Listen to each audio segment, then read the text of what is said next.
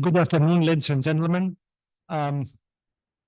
Despite the Greek habit, we will start on time today. So, first of all, I have to say that this session and the next, of course, is recorded, and it will be uploaded in the web channel of the Thessaloniki Chamber of Commerce and Industry. So, just to be aware of that.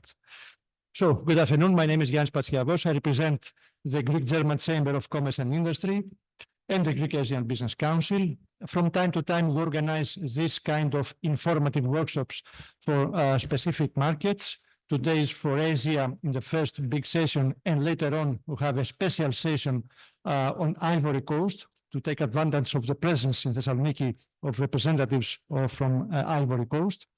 As we have to be very accurate because we have some connections with other countries in Asia, I will right away give the floor for an address to Mr. Panagiotis Menexopoulos, the Secretary General of Thessaloniki Chamber of Commerce and Industry, our host today.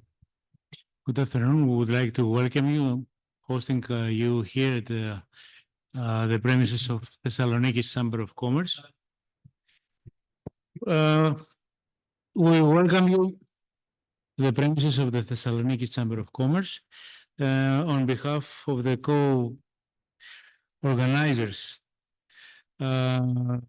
we welcome this event, which is important. I believe it's very important for the Asian markets. And I would like to thank warmly all the organizers, and would like to point that the Asian markets, excluding the Middle East, currently absorb about 5% of the Greek exports, while the Middle East absorbs only 8%. However, there are great prospects, great potential over the growth of the shares of the Greek foods and services in these markets, both due to the number of consumers and the growing per capita income. This is evident from the significant increase in tourists from these countries that visit Greece over the last 15 years. These tourists are also the best ambassadors of Greek products, Greek consumer products in their countries. However, Greek exporters must also find the right distribution networks to penetrate these markets, the particularities of which differ significantly from the markets of the Western world, where the bulk of the Greek exports are currently directed. I would like to point out that a success key might be adapting, at least for the end products, adapting the presentation and the very good marketing of these consumer goods, having the mentality, the European mentality or the Western mentality, which is very welcomed in the Asian markets. Apart from food and beverages, significant opportunities are offered for building materials, pharmaceuticals, cosmetics, chemicals. However, opportunities are also offered for the provision of services beyond tourism, consulting firms, engineering or business consultants, IT companies, etc. Today's events aims to help Greek exporting companies become aware of the opportunities these markets are offering. Thank you very much.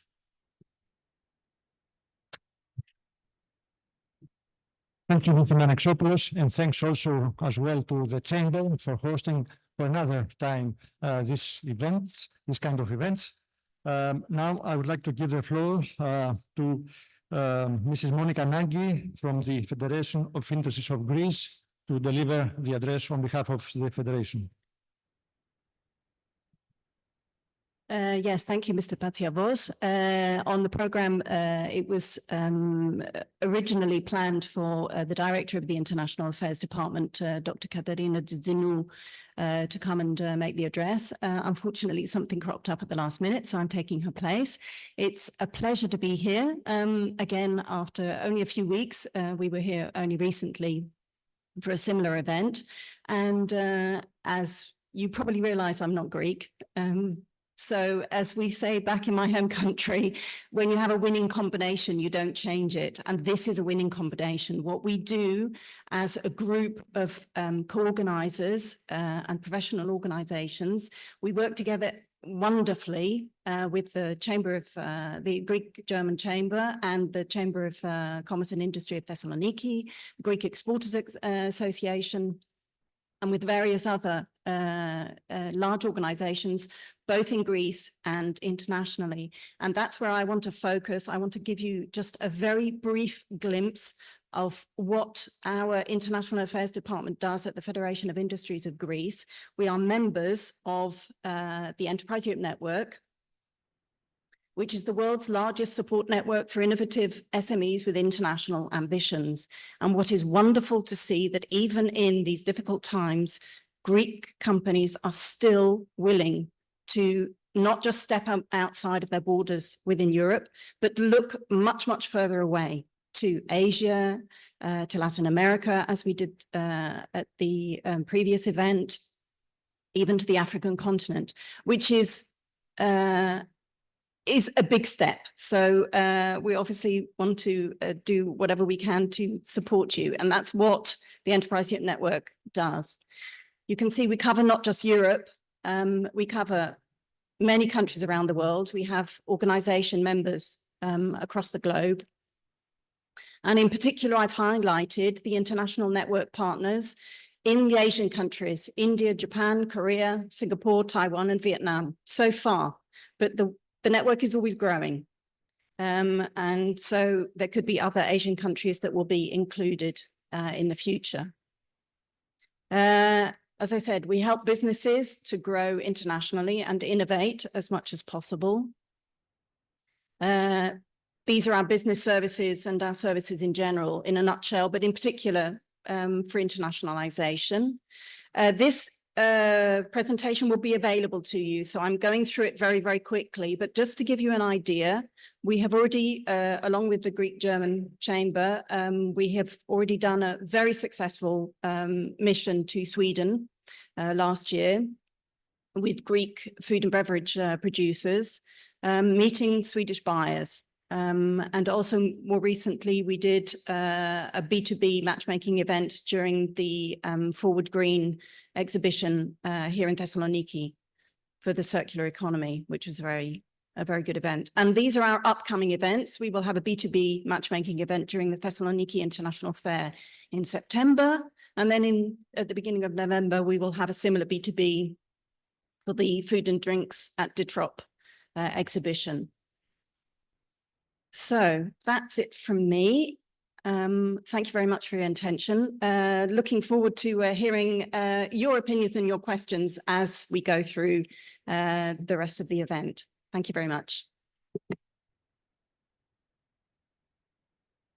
Thank you, Ms. Inagi, and also thanks to the Federation of Industries of Greece. Indeed, we had last year a very successful visit with companies to Sweden, and we believe that we will have the chance to organize a new mission together in the future.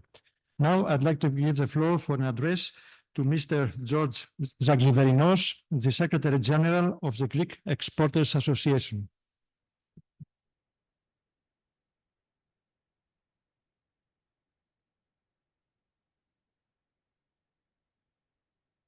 Honored guests, ladies and gentlemen, first of all, I would like to thank all for your presence and your interest in today's events doing business with Asia. It's an honor to see such a large attendance in this event, which is co-hosted by ΣΒΕ, Exporter Association, with the Hellenic German Chamber of Commerce and Industry and the Hellenic Asian Business Council. I want to thank them both for the excellent cooperation that has led to the successful organization of today's event. We can all agree that Asia, as a region, should show and continues to show great potential for economic development. Having recognized this potential, ΣΒΕ plans and organize many informative events about the Asian markets. 2 years ago, in 2022, we organized our last doing business with ASEAN, while at the same time, from 2022, we organize 4 individual events presenting the market of Hong Kong, Jordan, Saudi Arabia, and India. The potential of the Asian market lies to the fact that more and more countries are moving from stagnation to rapid economic growth.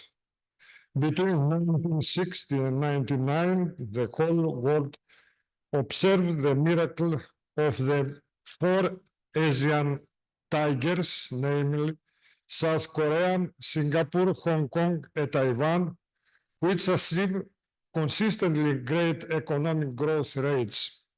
More recently, the attention has shifted to the emerging economies of China and India, which undergo the transition to developed economies and attain significant growth of their GDP.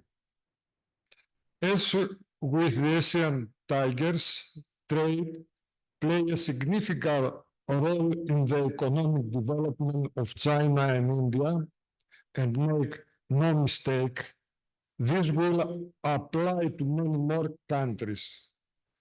We should expect this pattern to continue with more developing countries. It is therefore clear that Asia, among all regions, shows the greatest potential for the expansion of our exporting activity. To further justify this, I will refer to the trade data, specifically the total value of Greek exported products have risen from 9 billion euros in 2019 to 10.6 billion euros in 2023, an increase of 4.3% or 1.6 billion euros. The same applies to the total value of ASEAN export to Greece, which has risen from 16.5 billion euros in 2019 to 26 billion euros in 2024. Nuclear boilers, mineral fuels and oils, and electrical machinery are leading sector in the both imports and exports. Having demonstrated the potential that lies behind the ASEAN market, I would like to encourage you, our Greek exporting companies, to delve further into the opportunities of ASEAN from the following presentation that focus on specific Asian markets. For any assistance, you may need both in gathering information and in defining opportunities, as well as in developing your export business or overcoming the challenges that may arise. ΣΒΕ Exporter Association will be actively on your side. Thank you for your attention. Thank you very much, Mr. Zaklivarinos, and also ΣΒΕ for their support as well. Now we will start the country presentations. I believe that the presenter of the first country presentation from Singapore is already connected, as I see on the screen. It is Mr. Eric Benke, Head of Trade Promotion Department in the Singaporean German Chamber of Industry and Commerce. Thank you indeed, Mr. Benke, again for being a little late for you in Singapore with us to deliver your presentation. The floor is yours. Yes, thank you very much, Mr. Patsiavos, and also very heartfelt thank you to invite me for the event on Monday and then also today. Very honored to share a bit about the Singaporean market. I hope you can hear me okay and can see me as well. Then I would just start the presentation. Okay, just 1 second.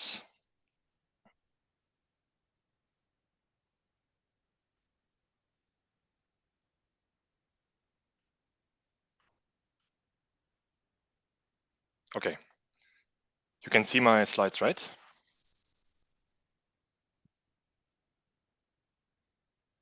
Okay, I think, yes, I can't see anything, but I hope then it works. All right.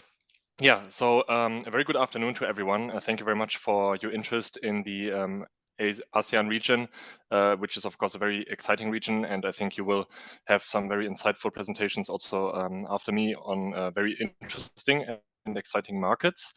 For myself, I will just give a brief introduction into Singapore as a business location and as also a hub for the ASEAN region or Southeast Asian region. And maybe also just a quick introduction to myself. As already announced by Mr. Patsiavos, my name is Eirik. I'm heading the Trade Promotion Department at the Singaporean German Chamber of Industry and Commerce. So of course, our focus is on the markets of Germany and Singapore, but of course, happy to share or give a brief introduction just into Singapore more broadly and more generally. Maybe also as a quick introduction into our chamber itself. We are part of a network, of course, also with our sister chamber here in Greece, of a network of 150 offices in worldwide in 93 countries. And our mandate as the chambers is to promote trade between Germany and respective target markets around the world. We in Singapore, we are one of the biggest bilateral chambers with close to 600 representatives from a variety of companies and industries. And with that, of course, a very important network and platform for a lot of companies, not only German companies that are in Singapore, but also Singaporean companies that are connected to the German business ecosystem. Just to give you like a brief introduction into also some numbers. So as already mentioned, close to 600 individual members, meaning also 350 companies that are part of our network. And we organize around 160 events every year. And 68% or roughly 70% of our members are C-level executives. Okay, so just to start then with the presentation on the country of Singapore, I will first start with some key statistics, keep it brief, no worries. Singapore is a democratic republic. It's a city-state, of course, as mentioned in Southeast Asia. It's a very young nation, or at least in its current form as an independent country, which has become independent only in 1965. And since then has, of course, seen a tremendous development from a developing country to a very highly sophisticated and innovative country, and of course also revered in a lot of countries worldwide. Just to also mention the political situation, we have had a recent change in politics. So we have a new president, Mr. Shanmugaratnam, and also a new prime minister, Mr. Lawrence Wong, who has taken office only on 15th of May. The reason I mention this is because Mr. Lawrence Wong is only the 4th prime minister in the history of the country. And this is in line with the leading party, which is the People's Action Party, which has been in power since 1965. So it is a democracy, but usually the governing party has been the same since 1965. Just to give an introduction to also the country itself, it's of course a small city-state with 730 square kilometers. We always compare it to the size of Hamburg in Germany. But of course, on that space, we have almost 6 million people living in Singapore, which makes it a very densely populated country as well. At the same time, it's also considered a garden city. So while it is a very urban city, it also has a lot of gardens and green sites here in Singapore. What is also very significant and important to note is the ethnical diversity. So we have a very wide mix of ethnicities. So most of them are from Chinese descent, almost 3/4 of the population. Then around 15% are from Malay descent, 9% Indian, and 3.2% others. And what this also leads to, this ethnical diversity, is a very broad mix of languages. So the official languages are English, Chinese, Malay, and Tamil. Although the main spoken language and the business language is still English, which of course makes it also a fairly easy entry into the Southeast Asian markets. Just some economic figures from last year. GDP growth was only at 1.1%, down from 3.6% in 2022. The reason for that is that Singapore, as fairly small country, is very dependent on world markets. So whenever the global economic situation is slowing down more broadly, then Singapore will usually also be affected by that, especially in key industries, which I will come back to shortly. It also has a very strong gross national income per capita, almost 100,000 Sing dollars, which is very high and just shows the high value add manufacturing and value add economy in Singapore. Yeah, so that's what I was referring to when I was mentioning the significance of different industries and sectors in Singapore. So while a lot of people would say Singapore is a financial hub, it's a trade hub and like a hub for trade from all over the world. That is true. And of course, services make up almost 3/4, so around 73% of all the value add in Singapore to the GDP. However, with a share of almost 20%, manufacturing and construction is also a very important sector in Singapore.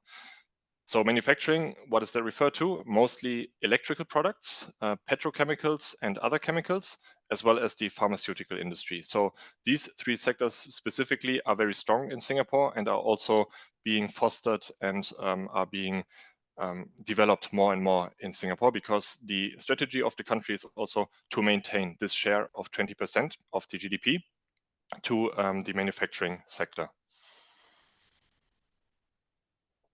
Okay, just some strengths and challenges for Singapore. I already mentioned, of course, the hub function. Singapore is basically has like a blueprint function in the region. So there's a lot of developments, a lot of innovations that happen in Singapore, which then take place also in other countries, because a lot of countries in the region also look at Singapore, how things are being developed there, and then they are kind of trying to duplicate it or try to approach similar topics in a similar way as Singapore does.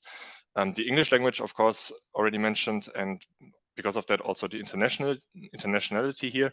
So a lot of Singaporeans are also studying in countries worldwide. So that really helps in also approaching the market on a cultural level. The political stability and legal certainty is also something that is often appreciated by a lot of companies setting up in Singapore, because the Singaporean system follows the common law system, which at least for European companies is quite easy to follow and quite easy to understand and also transparent.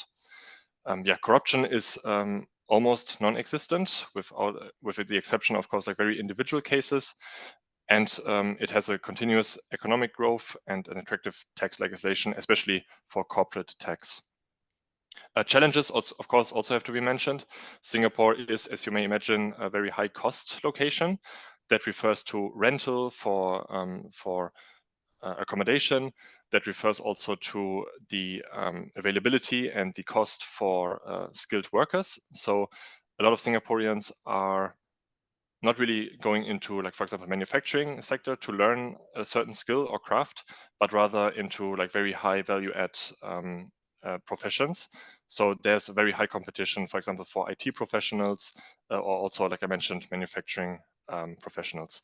Yeah, the dependence on world markets, as already mentioned, whenever there's a downturn in the global economy, that will also affect Singapore. So one example would be with the electronic sector, where Singapore is very strong. So a lot of semiconductors are, for example, manufactured in Singapore.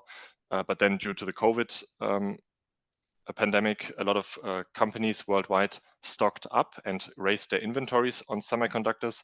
And now that can be seen in 2023 with the manufacturing of semiconductors in Singapore, because that went really down and it affected the whole economy as a result. Yeah, so as a next point, which should be also mentioned, is Singapore's strategies and vision towards the future, because something that is very important for Singapore is the future readiness, and in that sense also the idea of staying relevant. Of course, as a small city state, it is very difficult to say as a country, how are we relevant in the world and how can we stay competitive in a world, especially with no natural resources to call our own. So that's where, as already mentioned, there's the traditional sectors, which play a very important role ever since the country's independence. So I already mentioned the traditional manufacturing sectors, especially. But then on the other hand, there's also new focus areas where Singapore tries to push the boundaries and become an innovative manufacturing hub, but also an innovative business location. So with new focus areas, we are looking at urban solutions, healthcare, the aging society as a big challenge in the country, lifestyle, but also sustainability topics. And of course, investments in future markets and a lot of considerations for future trends. Most recently, of course, the AI trend, which in Singapore sparked immediately one of the very first nationwide AI strategies for the country. So sustainability, I think, is also something that can be mentioned very briefly, because in 2021, Singapore has initiated the Green Plan, which basically means to maintain a certain level of greenery in the country, also increase it, but also to become energy efficient, increase the use of renewable energies, which of course is very difficult in a land scarce country. So what Singapore does, for example, is put photovoltaics and solar panels onto the rooftops of the public housing, just to increase this share of renewable energies in the energy mix. At the same time, it has to be stated that Singapore is still very reliable on the liquid natural gas as the main carrier for energy. But still, there is efforts to really increase sustainability and to increase like green topics and the green economy. So until 2030, there are very specific targets for the country, and also until 2050, the country wants to become carbon neutral. What is also very interesting in that sense, in the regards of sustainability, is the effort by Singapore to introduce a carbon tax, which it has been the very first country also in the region to introduce such a carbon tax. And again, it's kind of this challenge between staying relevant, as mentioned before, and staying competitive in this region, but at the same time also to push topics, strategic topics, which are highly relevant for Singapore and the Singaporean government. Yeah, some other key boundary or very frontier developments in Singapore are in the area of the digital economy. So a lot of companies and a lot of even the whole government is trying to push for digital solutions. For example, that all citizens have access to digital offerings by the government. So there's almost no public services anymore where you have to go to, for example, an office or an agency in person. You can do all of it or most of it now online. And that also refers to, for example, documents which are all stored on an app, which even refers to like the ID, the driver's license, all of it on one app where Singaporeans can access basically all their important documents easily through an app anytime they need it. And this is working really well. And you can also see it like in everyday usage cases, also on the MRT, the train system in Singapore, where you can easily enter or exit with, for example, a connected bank card to your phone. Another topic is advanced manufacturing. So as mentioned, to maintain this share of 20% of the manufacturing sector in Singapore, a lot of companies are looking into upgrading their manufacturing capabilities.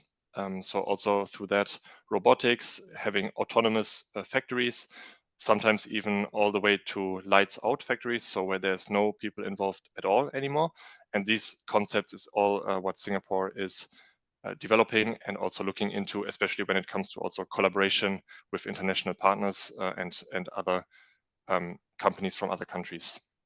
Yeah, innovation and sustainability, I have also referred to. Logistics and shipping as another important topic, of course, to maintain this role as a leading hub in the region for logistics. So Singapore has a huge port and is also moving the entire port to the west of the city to make more space, and also at the same time to make a highly autonomous port as well, so a highly developed port in that sense as well. With that, Singapore will also have the second largest port in the world behind Shanghai. And at the same time, what can also be mentioned is the importance of the airport in Singapore, because from Singapore you have a 2-hour flight or maximum 3-hour flight to almost every country in the region here in Southeast Asia. Yes, so just to briefly also mention Singapore's role in the region, of course, the Association of Southeast Asian Nations, ASEAN, as an important region where Singapore is a part of. And why it is so important is because Singapore, again, with its hub function, often serves as a headquarter for a lot of international companies to have their distribution, their sales activities all in Singapore, but then other activities, for example, production and manufacturing in countries around the region. And of course, with this, they also have access to a population of around 680 million people, which of course helps a lot, because Singapore itself would not be considered a sales market. But of course, with this access to these markets, it's very relevant for a lot of companies as well. And what is happening also, and some trends that are important to mention in Southeast Asia, is of course a young population, a lot of demand for certain products, and at the same time also industrial developments such as the rise of the automotive manufacturing here in the region. Yeah, so just to also mention a few points, of course, here with a bit of a focus on Germany and its relation with ASEAN, but of course also what should be mentioned, the GDP of the ASEAN region, which amounts to $3.6 trillion in 2022, and the GDP growth, which is very impressive with 5.6% in 2022, and has only shown these growth rates in the past few years as well. Yes, and as mentioned, of course, Singapore, with its role and with its location also, to really serve the entire region, to have a research and development center, for example, in Singapore, the distribution centers, and some high-end production. But again, where Singapore is really also positioning itself to have a headquarter in the city-state, and then, for example, to have a production facility in other countries. And that's where also Singapore works very closely with the governments in the region. So with, for example, Vietnam or Malaysia, to set up industrial parks in these countries as well, to serve the international companies with their expansion into the region as well.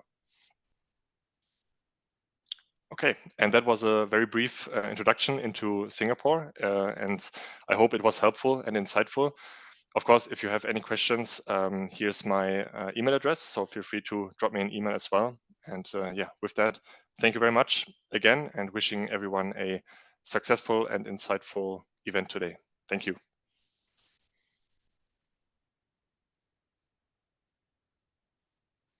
I'd like to thank very much my colleague, my counterpart in Singapore, in ASIACA Singapore, Mr. Eric Benke, for his contribution, for providing all this information. I guess, Mr. Benke, that this presentation, if you can share it with me, then I will have it available for all the people who are here today, and maybe other companies that are interested for Singapore. Again, thank you very much. Happy to share. Thank you. Thank you. Now we move to the next country presentation, which is one of the largest in terms of population in Asia. It is Indonesia, and the presentation in Indonesia will be done by Mr. Robertus Putro, the Second Secretary, Economic and Protocol Affairs of the Embassy of Indonesia in Athens. We have had a nice collaboration with the Embassy, and I would like to give the floor to Mr. Putro. Thank you so much, Mr. Leonis Patsiavos, from the Hellenic German Chamber of Commerce and Industry. I hope you can all hear my voice. My appreciation also goes to the Greek Asian Business Council and the Thessaloniki Chamber of Commerce and Industry for organizing and inviting us to participate in this important event. So my ambassador sends his regrets for not being able to present here.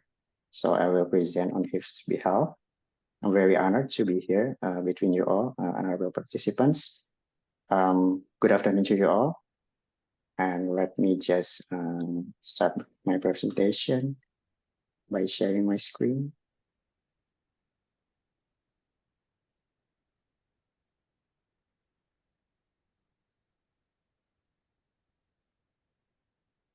Okay, hopefully everyone can see it. So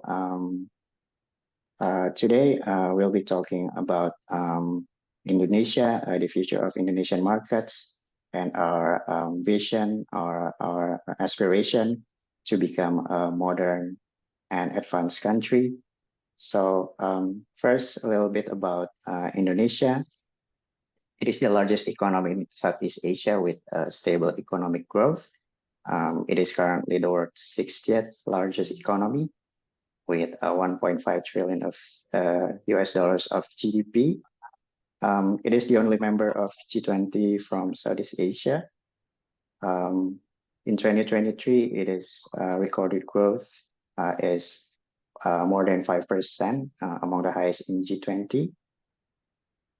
It also has a strong domestic demand, with its 277 million of population as of 2023. Among those, 141 million of middle class. And the total population of Indonesia represent 14% of Southeast Asia's population. So it is also a promising gateway to the Southeast Asian region.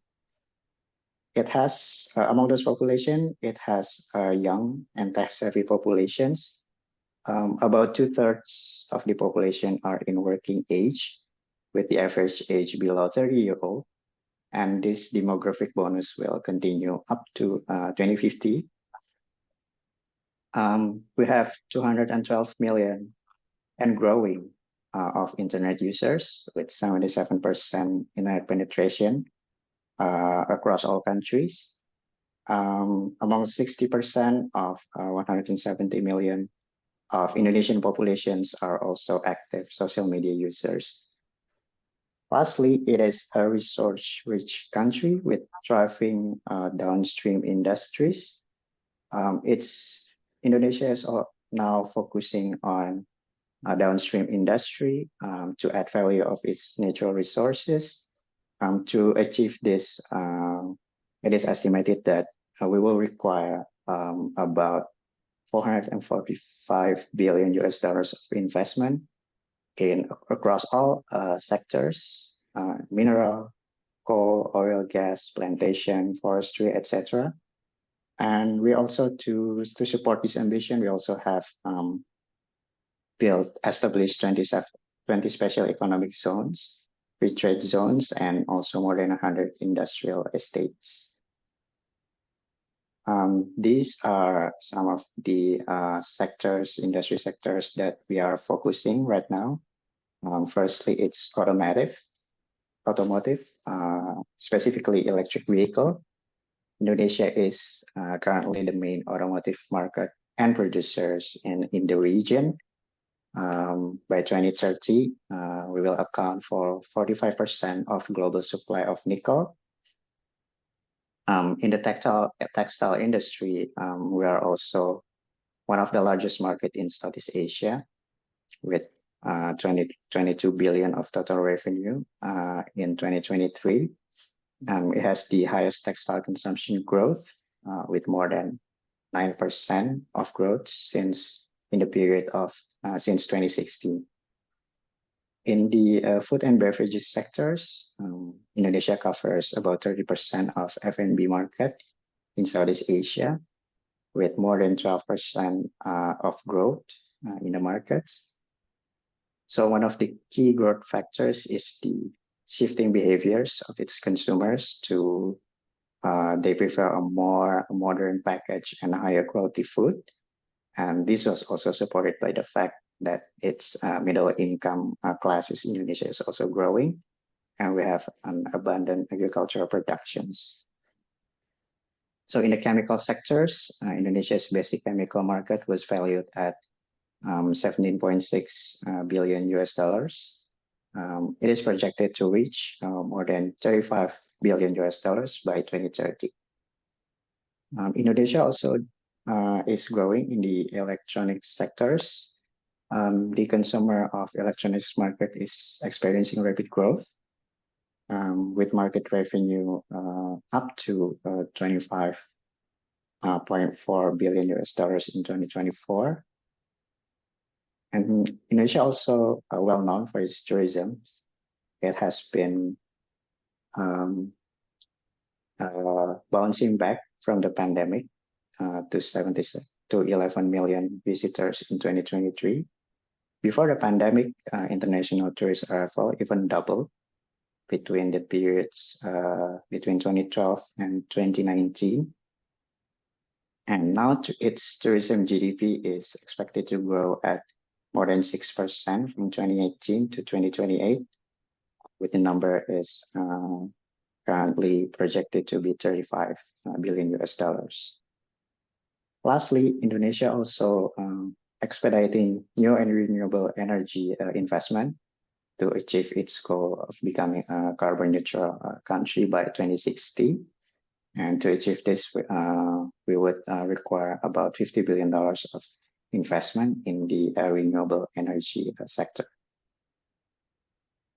So to achieve those kind of aspirations, we have this new economic paradigm called green and blue economy. This main idea of green and blue economy is to have this low carbon terrestrial, coastal and marine-based economy with the principles of balancing growth with the environment, circular economy, low carbon emissions, creating value added while improving productivity, and also all of those while considering the carrying capacity of the natural resources itself. So a little bit about the intersections between the green and blue economy. It is essentially aiming to promote economic growth while protecting the environment.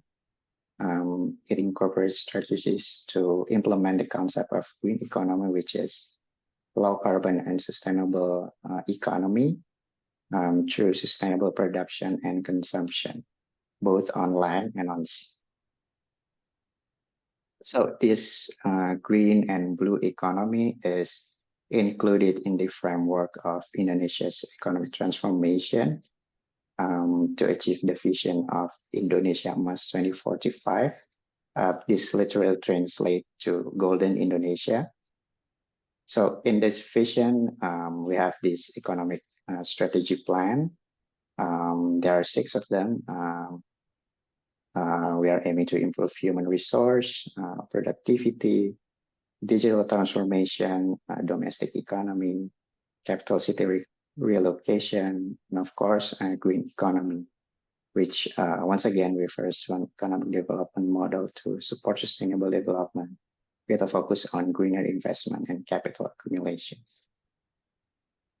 So to achieve this vision of in 2045, we derive those vision to a more implementing strategy goals, which is the National Long-Term Development Plan.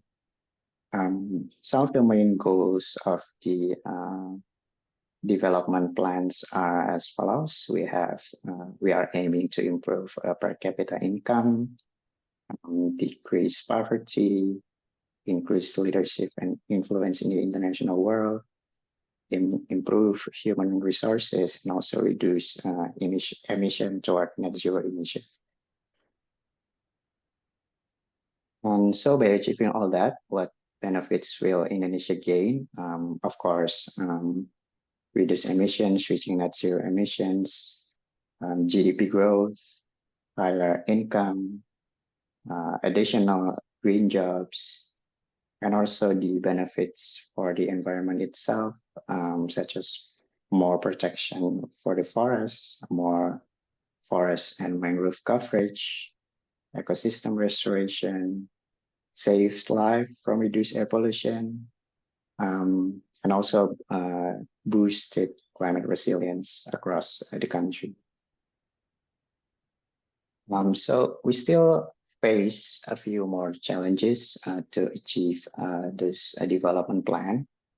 Of course, we have high investment needs, and these needs cannot be met solely by the state budget. So alternative funding resources are strongly required, such as private investment, fiscal policy, and also blended finance.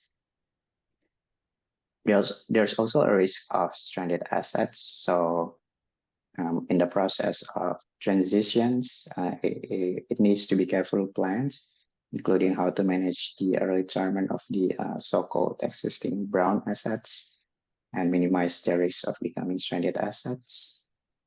There's also still also technology and knowledge gap. So why it has become necessary to accelerate technology transfer and innovation, as well as develop local green technology manufacturing in Indonesia. There's also this challenge of workforce migrating to the green jobs. So we still need to create workforce that can adapt to this new paradigm of industry. But also the opportunities is again about the green jobs creation. So it is also becoming an opportunity. This kind of transition could create up to more than 2 million additional jobs spread across various industries, EVs, energy efficiency, land, waste management. There's also a promise of decarbonization of urban areas through implementation of green buildings, public transportations, and usage of renewable energy. And also, there's also the carbon pricing implementations that could help increasing funding for low carbon activities. And this kind of perspective can also help by the rising of ESG trends, which will encourage green investment, increase demand for sustainability-related regulations, and reliable ESG data. So in those goal and vision of Indonesia, I wish to highlight the roles of the SMEs in our national economy. So according to the data published by the Ministry of Cooperatives and SME, in 2019, there are more than 64 million of SMEs in Indonesia, which made up to 99% of total business populations, 96% of total workforce, and contribute to 60% of the national GDP. So a huge issue about the SMEs is about financing. So the government of Indonesia has the program of Kredit Usaha Rakyat for People's Business Credit Program. These are launched to alleviate poverty and unemployment through financing of MSMEs in Indonesia. These are also aimed to increase economic activity and productivity across all types of businesses. Up to 2021, we have implemented more than 278 trillion Indonesian rupiah of credits with a growth of 40% and providing 7 billion Indonesian rupiahs to each borrowers. So now I wish to discuss a little bit about the future prospects of Indonesia. We are currently looking towards the startup ecosystem and startup industry. So what makes Indonesia a little bit different than others is that it has a large internet economy, $100 billion by 2025. It is the largest market size in Southeast Asia. And Indonesian people are generally very engaged on the internet. Average Indonesian spends 4 hours per day on mobile internet, and it is considered to be the 10th more internet engagement across the world. I've also mentioned before that we have a very young population with a median age of 28 years. So in the futures, investors would want to continue to be excited but cautious about the Indonesian dream. So overseas companies should not just cut and paste models they implement in other countries to Indonesia.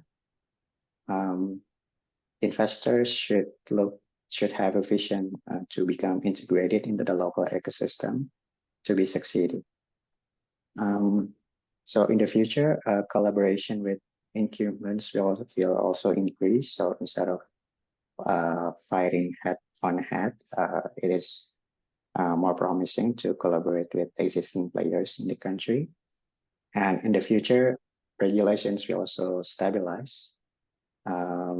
This will show by the commitment of the Indonesian governments to the digital economy sector. So there are 4 focus industries in the country. So the e-commerce and financial technology are 2 of the largest sectors among Indonesian startups, which will continue to grow due to the large digital market. E-commerce sales in Indonesia are expected to rise from 5% to 30% in the next 5 years. And about the financial technology industry, most fintech companies are still in their seed stage, but it is growing, with majority of it being claimed by payments and peer-to-peer lending players. And we can also expect to see consolidation and funding activities in the near future. And the other 2 are edutech and health tech. These 2 sectors, education and health, are mainly very much affected by the pandemic. So the COVID-19 pandemic gave edutech a major push due to this shift to the remote learning. So there are a lot of digital solutions in educations growing in Indonesia. However, we see that financing institutions lack interest in the education sector. So many investors are more interested in e-commerce and fintech, where revenue and profits can be generated more quickly. So greater supports for edutech startups in Indonesia would be beneficial for them to access investment funding. And lastly, about the health tech. The health tech in Indonesia the market is very diverse.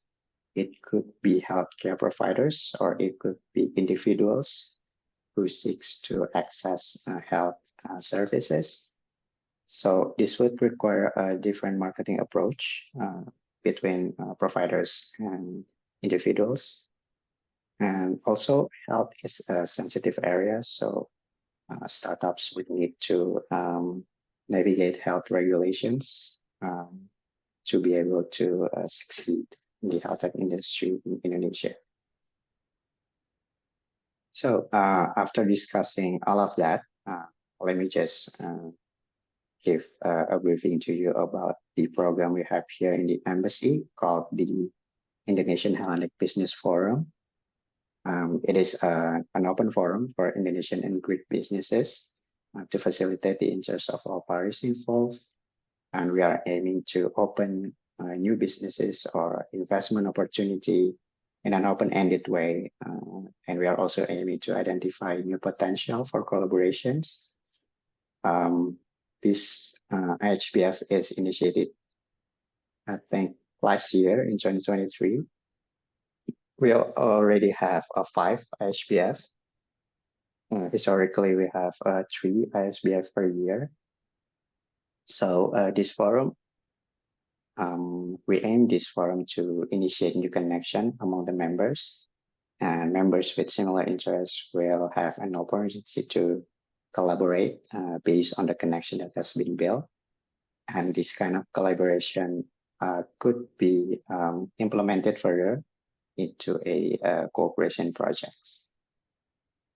So that's basically how it works. So we created this forum to get inputs, get all kinds of ideas, anyone to anyone. We'll provide a platform for any ideas of economic or business cooperation between Indonesia and Greece, and Indonesian Embassy will serve as the facilitator. We will assist and oversee if any cooperation projects managed to be created by this forum. And it is also open for anyone who have the interest to connect between the two countries. This program that we have, the Indonesian Hellenic Business Forum, is based on the G2G agreement, economic agreement in 2019, which has been implemented by the creation of Plan of Action in 2023, signed by the Minister of Foreign Affairs from both countries, with the pretty broad scope, bilateral cooperation in trade, MSEs, industry, tourism, logistics, and also maritime and shipbuilding. Just to give you an info, the last IHBF we have is last week on 5 June. We created the IHBF also to invite people to go to Posidonia. So we chose shipping industries as our theme. And that is all of my presentation. Thank you so much for your attention. Should you need any more questions, you can send us an email or text me via WhatsApp. I will leave my emails and the embassy's emails in the comments. And I'll leave it to you to connect with us should you have any more questions. Thank you.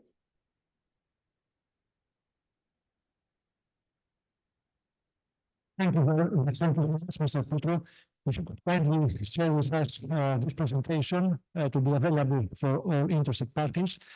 Just one apart or in addition to the Indonesian Hellenic Business Forum, a couple of years ago, we had organized a mission in Asia, in Southeast Asia, and we had visited Indonesia. And there in Jakarta, it has been established an Indonesian Greek chamber, and the head of this Indonesian Greek chamber is a very prominent businessman in Indonesia. Actually, is in the shipping business, and he also collaborates with Greece, and he has a very good access to a lot of authorities and the business community of Indonesia. And the next time that we will visit Indonesia, probably next year, also he will be able to help us. Now, we move to the next country presentation, which is a very important also market for Greece in the Far East of Asia. It is South Korea. It is Mr. Daskalopoulos, Kostas Daskalopoulos, the head of the Greek Commercial and Economic Office of the Greek Embassy in Seoul. He will deliver the presentation. Just one word for Mr. Daskalopoulos. I know him for long. The last 2 years, 2023 and previously 2022, we had organized missions in cooperation also with the Federation of Greece to Asia, including Korea. He had organized very good meetings for all companies. He did a very good job, and I know that he's very keen to promote and enhance the bilateral Greek business ties. Mr. Daskalopoulos, the floor is yours. So thank you, Mr. Patsiavos. Good evening to all the panel in my beloved Thessaloniki and all the co-presentators from the other countries. I would just take a minute to share my presentation.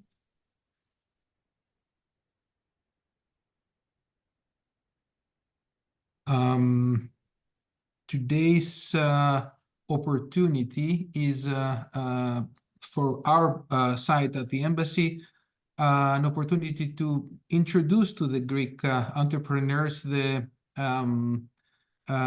Korean market and Korean country, because to our experience, it's very difficult for the Greek entrepreneurs to convince them that the Asian markets are nearby. They are not far away. They are markets that they can be reached by all means and can be a great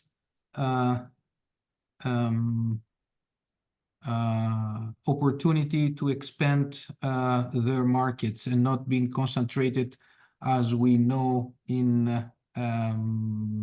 the US markets, the European markets, the near Balkan markets.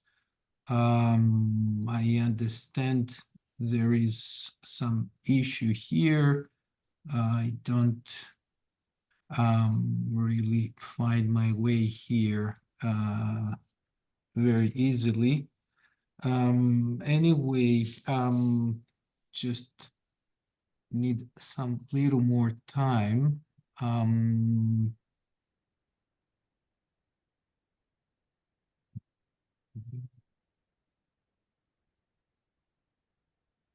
I believe that it's something, okay. Wait a second. Can you see my presentation now? Yes, now it appears in the screen. Okay, okay, great. Okay, let's run. Just since I am the only one from the Ministry of Foreign Affairs, I have to share our pride for being recently elected at the United Nations Security Council. Economic diplomacy will be also in the middle of our efforts toward all the global countries, and especially in the Indo-Pacific and Asia, which is coming to be more and more very strong polar in the international economy. Korea is located in China and Japan. That means a lot. Yes?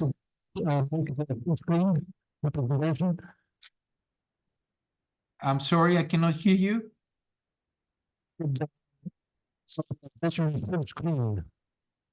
It's full screen, yes. Okay, all right. It can because I cannot see it very well, but okay.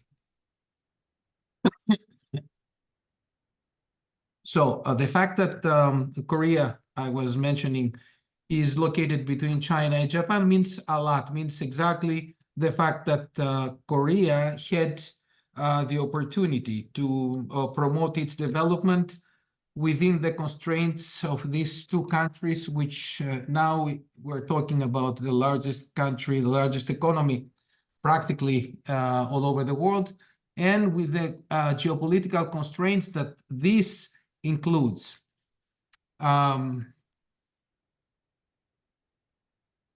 Okay.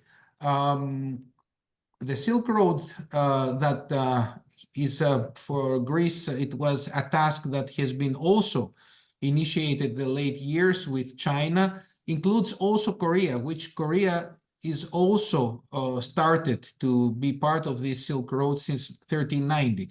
We are mentioning that because, as we're going to see, there are more developments that include Korea's perspective in the near future for adopting policies towards to these policies.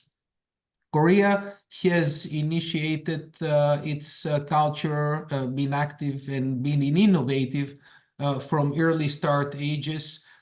Just mentioning the relation of Korea and shipbuilding from the early years, which brought this country in the middle of the shipbuilding, an industry that with Greece we have a special bond that we will describe later in our presentation. We're talking for Korea, a peninsula that it's split.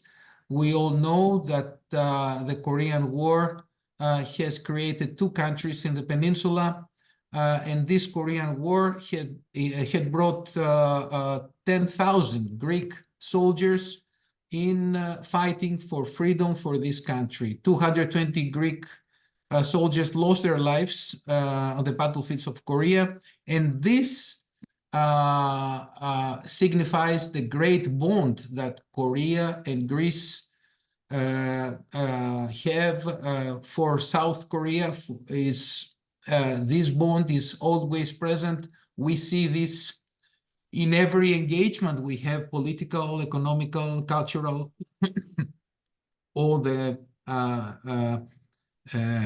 figures of the economy, of politics, they signalize the great significance that Greece was here when the Korean people were struggling for their freedom and democracy.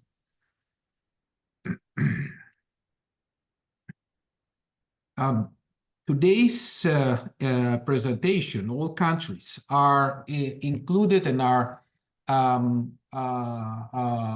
as we say, in this Indo-Pacific area. We have to distinguish the Asia-Pacific from Asia in general. Asia-Pacific GDP is twice of the American, 4 times that of Europe, 10 times of Africa. The largest Asian countries by GDP size, all they have a reasonable data quality ratings, grades A to C. That means that we're talking about economies that they have significant strength comparing to other developed economies of OECD. Asia-Pacific countries accounted for over 70% of global GDP over the decade of 2023. Of course, China alone accounts for 31%, and that means a lot that we will discuss further what means for South Korea especially.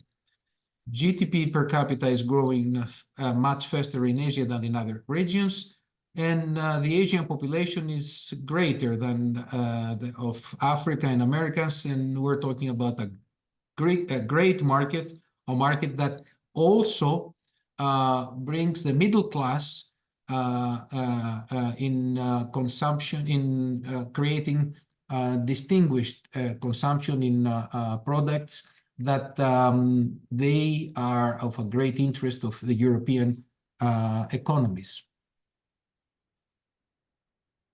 The Indo-Pacific, especially, is a major hub of the international economy, and it's only the Indo-Pacific countries accounting 36% of the global GDP, 46% of international trade, and half of the global maritime transport, hosting 3 of the 5 largest economies, China, Japan, and India.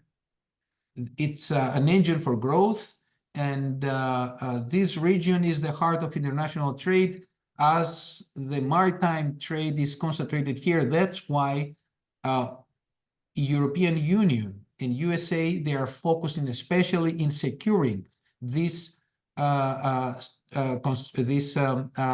roads. Especially the Greek maritime industry is very depending in this area, and as Greece is the leader in the international maritime sector, more and more we're focusing, and Greece as the #1 maritime industry in European Union, we are playing a special role here in the Indo-Pacific.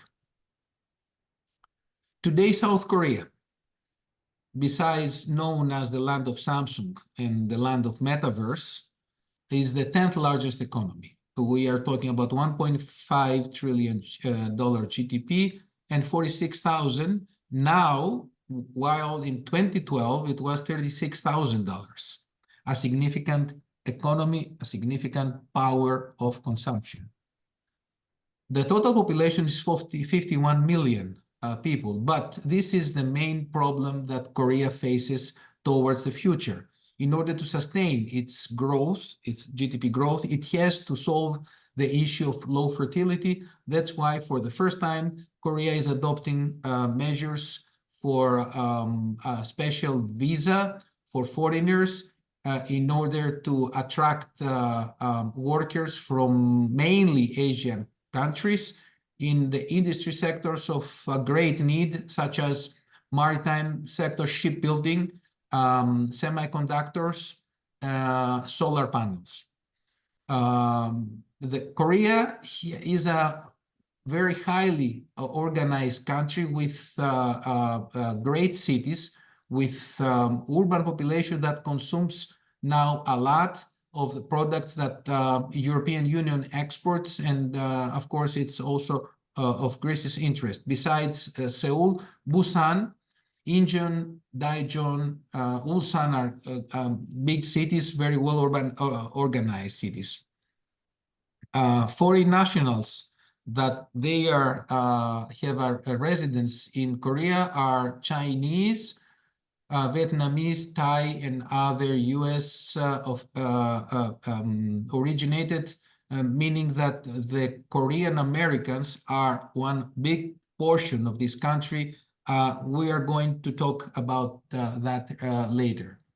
Language is the Korean. Religion is something that we have to focus. We're talking about a country that it's shifted from Buddhism gradually after 1955 to Christianity. That means that this country has incorporated all what we consist as a business-oriented people, people who they think that they have to promote themselves through promoting business, through enhancing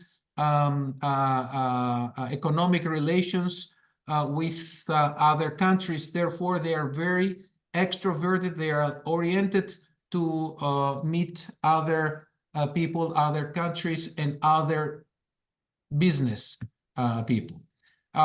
This is the miracle of the Han River. From 1960 to 2022, practically for us in Greece, we see that this country started from scratch, from a devastated country after the Second World War, and becoming the 10th largest economy and among the two most oriented economies in the high-end technologies.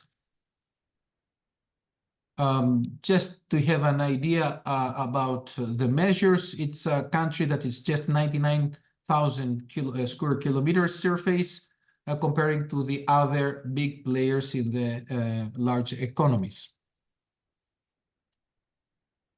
The modern Korea is one of the fastest economies, is the 5th largest exporter, is the 6th largest trading partner, is the 8th largest importer. The 10th economy, as we mentioned, worldwide. We see some of the common products that we see and we have in our mind when we talk about Korea. We're just talking about Korea and its relation with telecommunications, about, we all know Samsung. This didn't happen just by chance. It happened because Korea has invested in the infrastructure of telecommunications. Now, everybody in the EU, we're talking about the guidelines to organize our 5G network. In Korea, now we have pilot programs for 6G. Next to our embassy is one of the most important telecommunication companies, SK, which is implementing pilot SK 6G networks, and is looking forward to implement its technologies to Europe. That's why in Estonia now they are promoting some pilot programs exactly in this sector. So it's not surprised that Samsung holds 23.5% in the global mobile phone market share. And one other figure that shows exactly the dynamic of this country is that K-culture is now one of the heavy industries of this country, and the large conglomerates, the large companies of Korea are investing in this sector. That's why their results are quite amazing. In all Asia, the K-culture is dominating, and in US also we see a great feedback. Within this culture is also the K-food culture, which now is becoming more popular, of course, in US, but in Europe. just focusing again that how the international economy has been developed in 2013 to 2023, we see that Asia Pacific in the years 2013 to 2023, we have 70.1% of the GDP, and East Asia 43.2%. So this is a market, this is countries like South Korea that they are in the middle of the international development. The European Union is focusing towards these countries, so that's why the embassy is looking forward to attract the attention of the Greek entrepreneurs, besides the efforts of Mr. Patsiavos, who organized, as he mentioned, two great efforts, but our focus is to make informative all the Greek entrepreneurs to focus their efforts towards this market. This, the Korean miracle has been based towards knowledge. Behind all these great results is education. Korea and Canada are the countries that they have the most educated people, who they have more, their education is higher than the tertiary education. And we see that in every day that Korea has great scientific staff that works for the great companies in the great industries. One significant issue that Korea is focusing is the climate change, and it's at the forefront of the industry modification, which of course includes its efforts to adopt more and more nuclear energy, but not just that, electric supply through renewable energies in order to reduce its greenhouse emissions. However, Korea is very dependable in crude oil imports, and as we see, Saudi Arabia only exports $30.6 billion every year, and this is something that Korea wants to reduce towards 2030 and 2050. The fact that Korea is by the World Energy Outlook in 2022 characterized as in the middle corridor of all the most prominent and most advanced technologies in the battery sector, makes this country brings this country at the eye of all policies of EU and USA in order to incorporate ways to secure its position in this area, since with the development problems with the trade with USA and European Union, they have to secure all the sustainable policies to promote these technologies.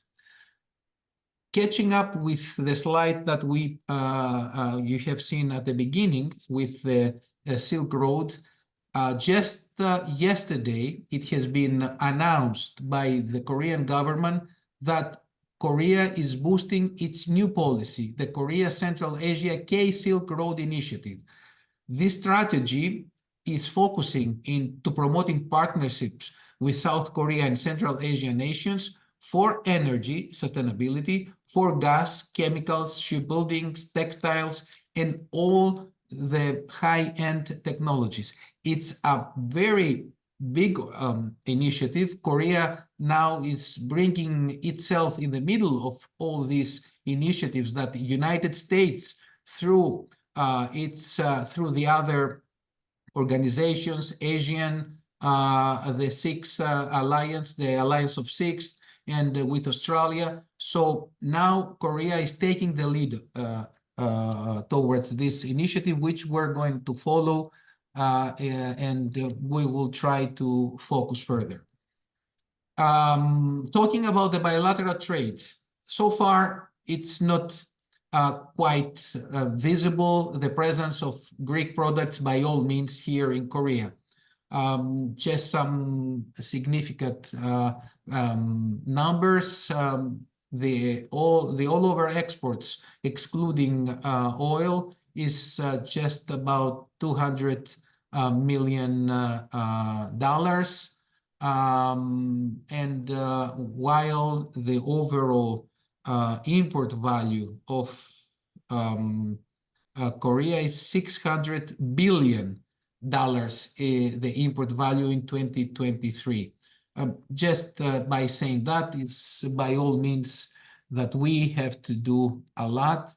All these years, the presence and the efforts for exports is very low, and there is no any key sector that we have focused and we have significant results. On the other hand, South Korea's most important export trade destinations, as we can see, is of course China, and then USA, Vietnam, Hong Kong, Japan, Taiwan, India, Singapore. So it's all the Asian countries, and of course it's obvious the dependence of South Korea to the China. On the other hand, the major exporting countries to South Korea is China, USA, Japan, Australia, and as we see, Germany is the first EU country that holds a significant position in this list. We see a fluctuation of Korean imports, and this has to do with the hiccups of COVID and the international and of course the crisis, the economic crisis, which also affected the flows, the trade flows to Korea. EU is also the largest source of FDI stock in South Korea, with Japan and USA and China. We just have to say that China is now reducing its FDI stock as well. South Korea FDI to China is reducing in an effort to implement the so-called delisting and de-risking policies that now are implemented from USA and European Union. South Korea's FDI to EU are increased by 12% in 2021. There is a significant presence of Korean investments in some EU countries, which they're going to be shown in a little while. The most negative balance for South Korea in its trade flows is at the food sector. All the other products are exported by Korea, so Korea with all the other trade partners, they have a positive trade balance. With food, it's the only negative. And of course, I'm mentioning that for well-known reasons.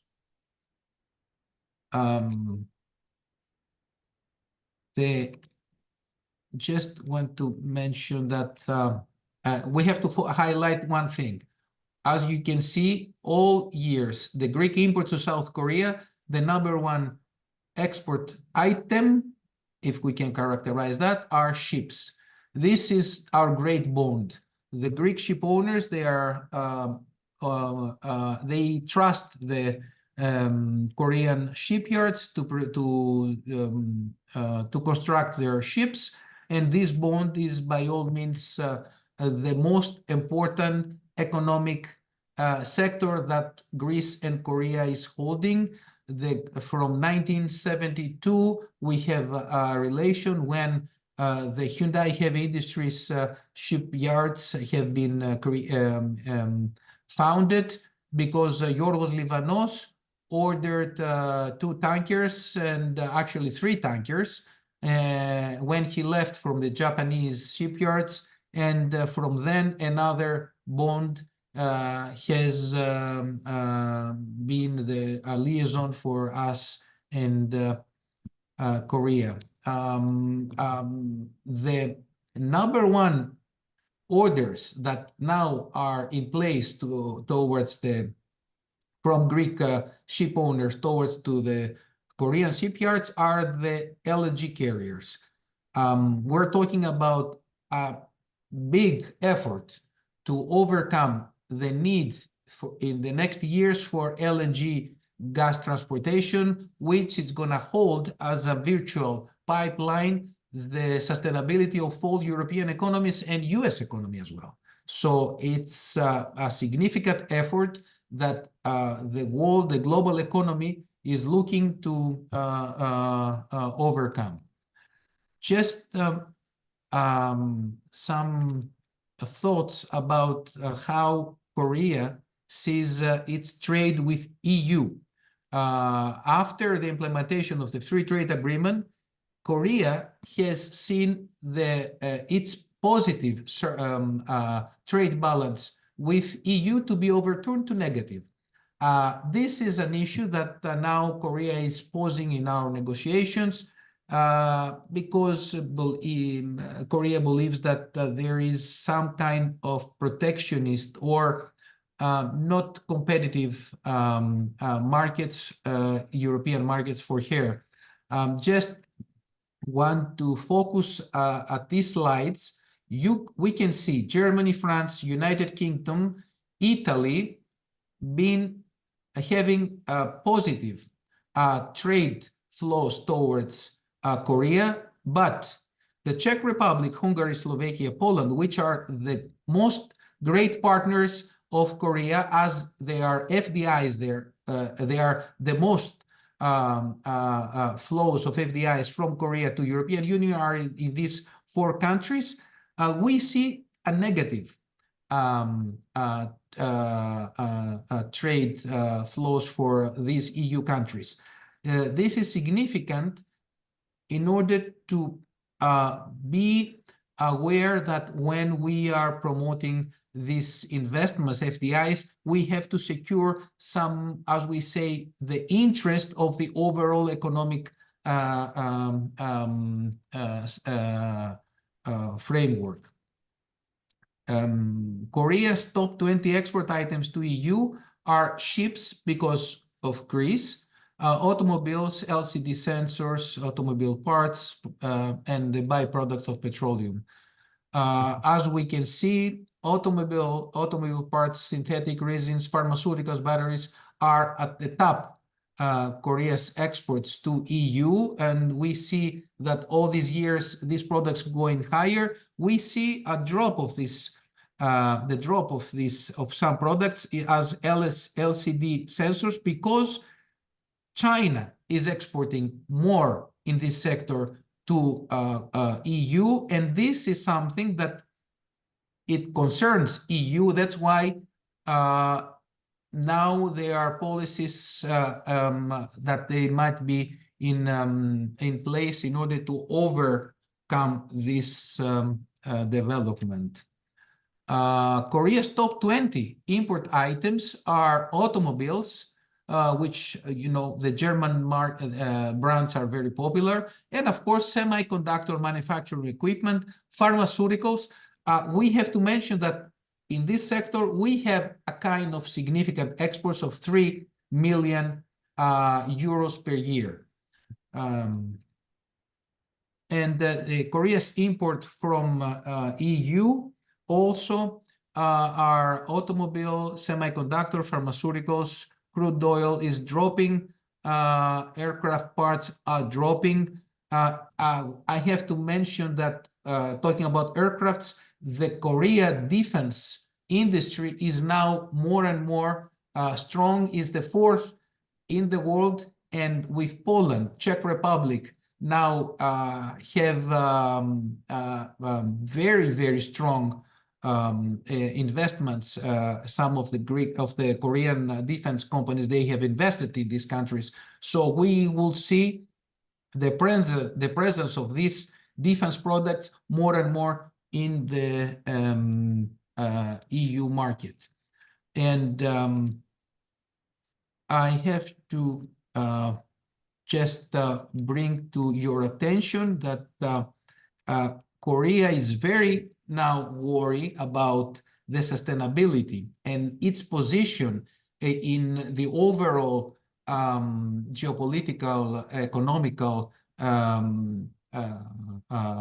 situation, as Korea believes that is in the middle of the China, US and EU-China war. So Korea, she fights now some legislations that they harm their its great industries of semiconductor and electric vehicles and electric batteries and its EES systems.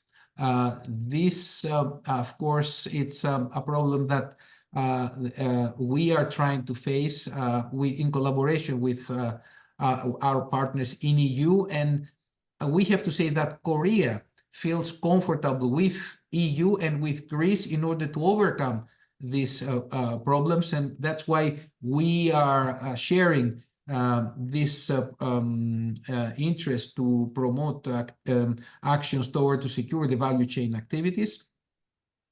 And just before to give you just some ideas about how Korean food is here, so not just to make you to come and visit Korea in one of the next business trips that Mr. Patsiavos will organize. The thing that we have to focus is that Greece and Korea now, they finished a high political discussions, and after the multi-government summit we had last December, we are promoting MOUs in all the most prominent sectors. Our focus is in promoting, besides the food sector, promoting the construction items, and also R&D collaboration in the high-end sector. Korea is looking to create joint ventures in these sectors, and also to invest in countries like Greece in the hydrogen production sector. We have to see these opportunities, and we welcome, of course, representatives of Greece, and Thessaloniki is near to Alexandroupolis. We all know that Alexandroupolis is going to be, and it is, an energy hub. We hope that hydrogen technology, which Korea is now the dominant in these new technologies, that they can secure production and transportation of hydrogen, green hydrogen, and the old-fashioned, as the Koreans are focusing in the green hydrogen, not the black hydrogen. We hope that there are going to be opportunities to bring the two business communities together. So we hope that we can use the maritime sector as the signal to go ahead and promote our collaborations. So please feel free to address to our embassy for any further information and in order to align our efforts together with you. Thank you.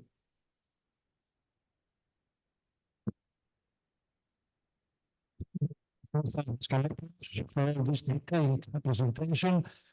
Here we have this presentation, and I'm confident that we will have the chance to meet you again, and we always count on your great services.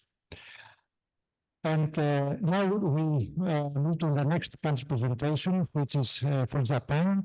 And we have here in the panel with us the honorary consul of Japan in Thessaloniki, Mr. Haris Alexopoulos, to talk about Japan.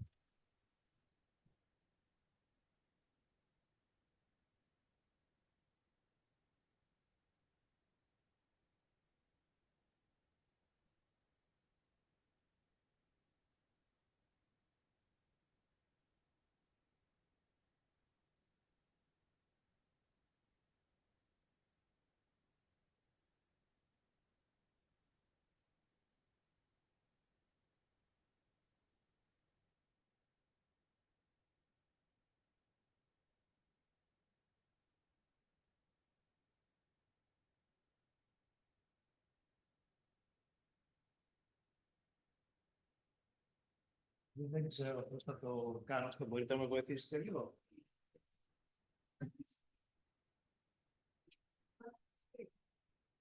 Δεν ακούω.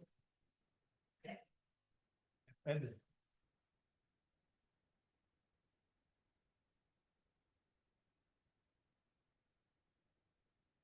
Σταθείτε λίγο.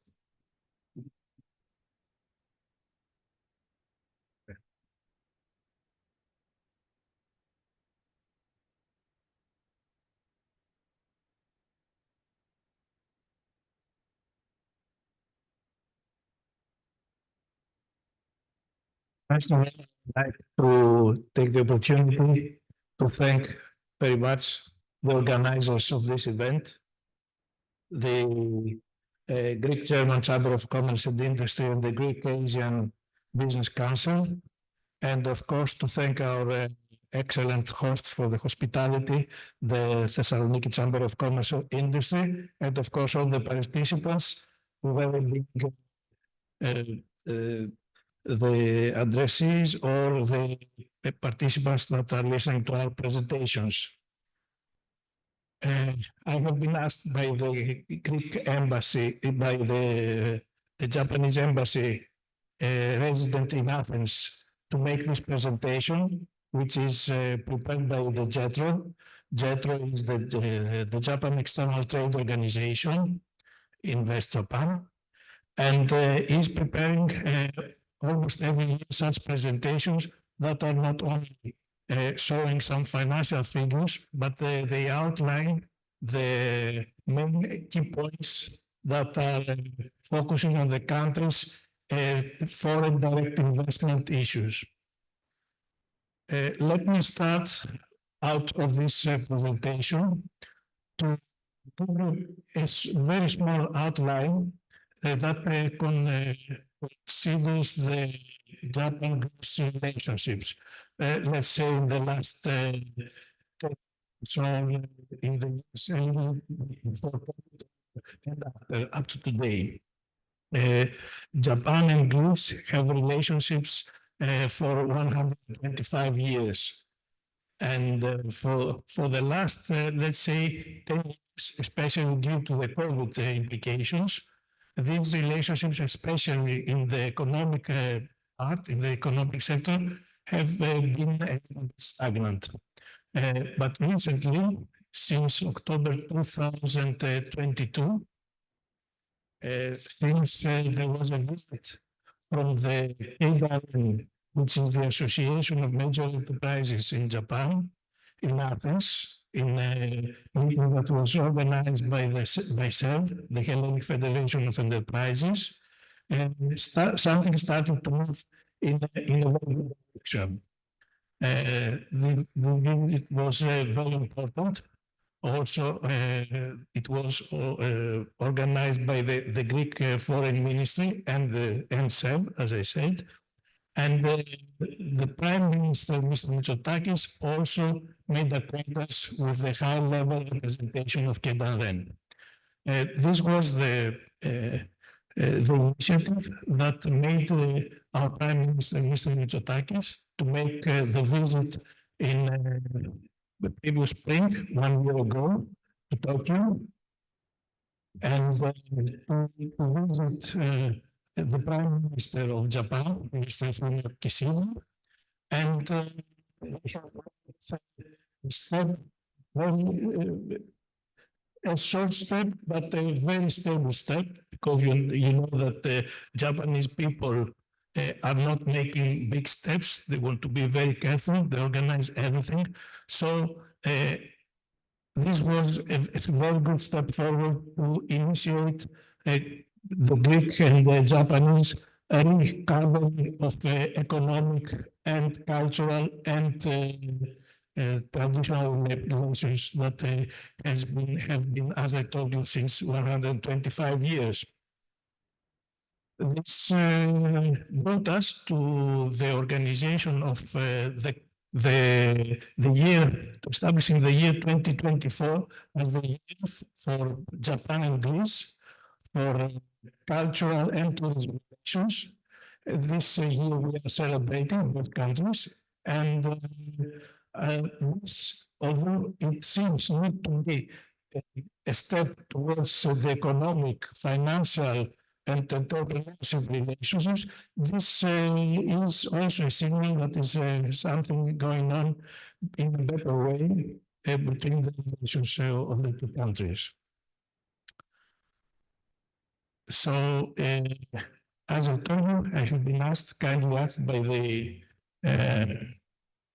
by our embassy to make this presentation, which I hope I will try to summarize in a very few minutes. It's a very long presentation. Actually, it is a presentation that is itself, it is a long workshop itself, but I will try to focus on the very main issues that could be interested in our presentation. And so this opportunity to serve the presentation and to take a look at themselves. So the presentation is focusing first in the current state of the Japanese economy. Start with the indicators, which is the breakdown of the GDP, of the Japanese GDP. And you see the very big share is the private consumption, which is very important for the Japanese, and the share of the gross fixed capital formation, that is the thing that indicates the investment is higher than compared to other economies. That is the orange that you see, this is 15.7, the red, the gray.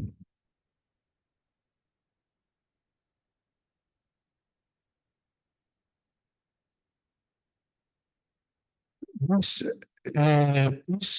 shows the share of the manufacturing sector, that it is now larger, of course, as it was expected, compared to the other major economies, and displaying the Japan's strength on the sector. Distributive trade, transport, accommodation, food services are also show a comparatively higher share.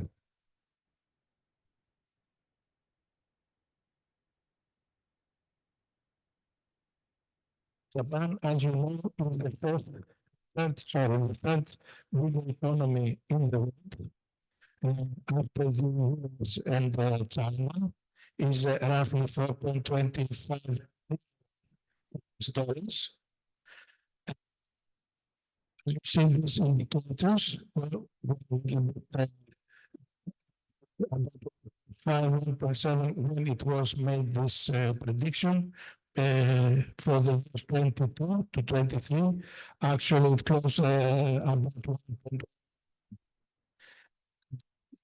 Since the 2024 is about 2% growth. So the country is expecting a relatively big growth in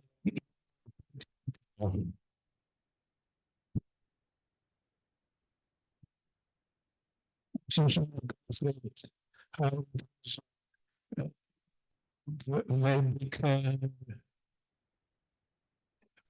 the downturn when the COVID-19 was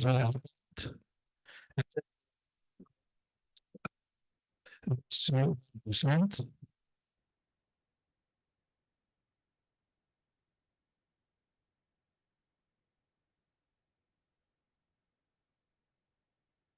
Skip some indices and check for yourself.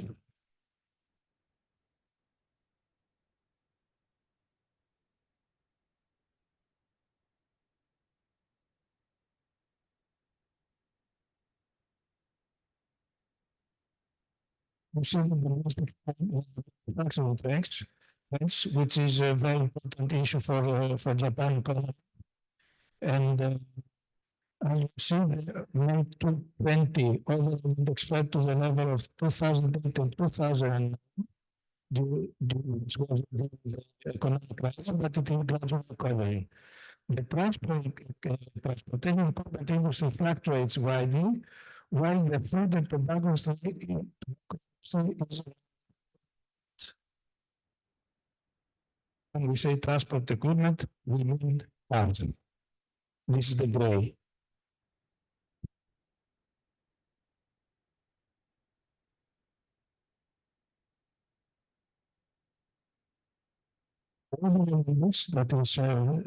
That showed the recovery trend. You see that in 2022, life and entertainment related services, including tourism and food and beverage services, are picking up. This is something that is going up and is showing the turnaround in the economy of Japan, which is trying to be shifted from the heavy industries to the services and technology.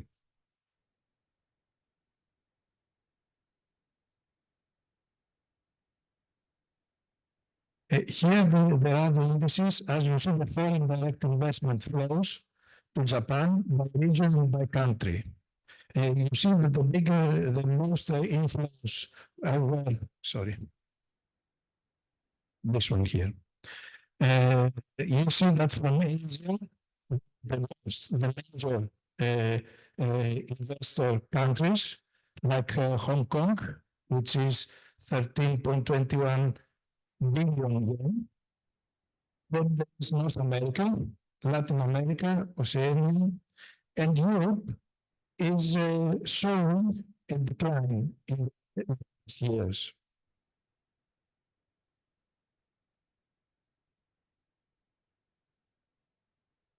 You see here that the balance in the foreign direct investment in Japan. Okay. You see that it is divided, 50% in non-manufacturing, 50% in manufacturing, the foreign direct investment. In first place is the chemicals and pharmaceuticals, second finance and insurance, third communication, fourth electric machinery, and you see transportation is in the sixth place, while general machinery is in the seventh. Construction is very low.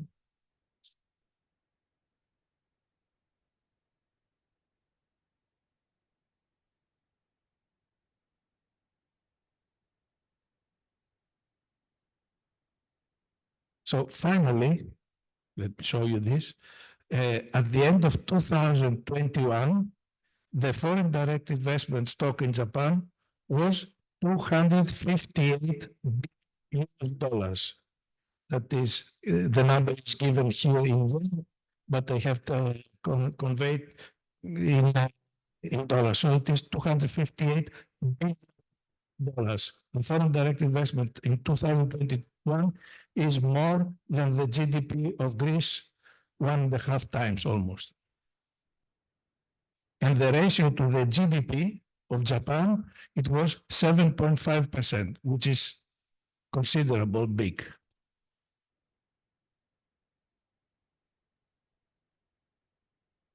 So here you see where this is the stock in Japan by region country, the foreign direct investment.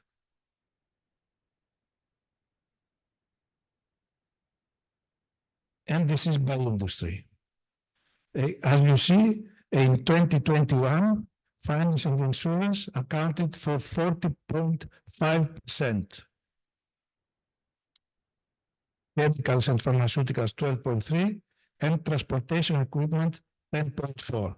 Communications 8.6%. So this was a very brief outline of the situation in Japan, how it is recorded in the latest years concerning foreign direct investment and the opportunity and the recorded FDIs, foreign direct investment from other regions, other countries to Japan. There is an outline concerning the business environment in Japan, which focuses, and I don't want to go very deep into this, but you can see for yourselves when you go to the presentation, you can see how the Japanese mentality is not focusing on subsidies, but it is focusing on changing, on creating a climate, a base climate, and that is formulating the way, gives the pathway even for investors or entrepreneurs who are of not high capacity, but with great background in studies in education and capabilities, mental capabilities, to move forward from a very small, starting very low, very small, and to start to become, to be entrepreneurs in Japan.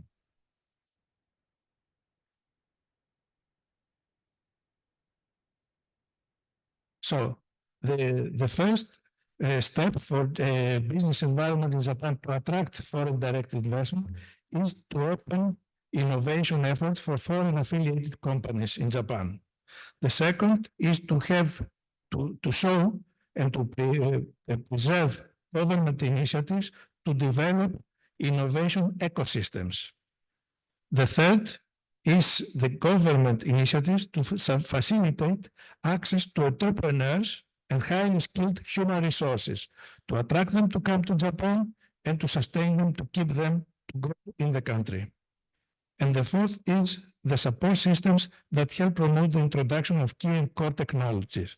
That means to be to have the sustainability through innovation and technology, AI, and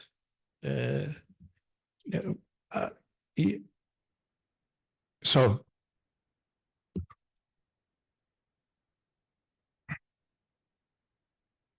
for the open innovation initiative by foreign affiliated companies in Japan, there is a survey conducted which shows the willingness of the foreigners to have implemented cooperation in Japan, whether they have done it in the past. It shows that almost 50% in all aspects, they are willing or they have done cooperation with Japanese companies in the Japanese business environment.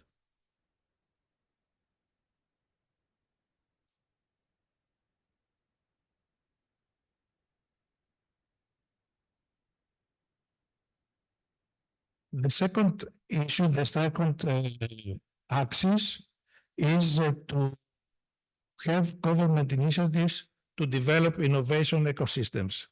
And this is the startup 5-year development plan.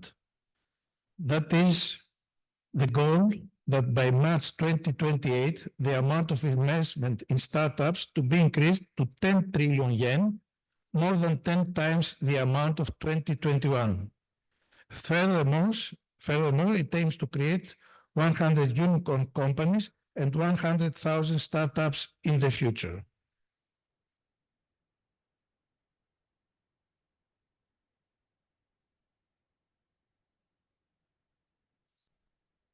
So in this, there are 3 major initiatives. The first is to establish the development of human resources and networks to create startups.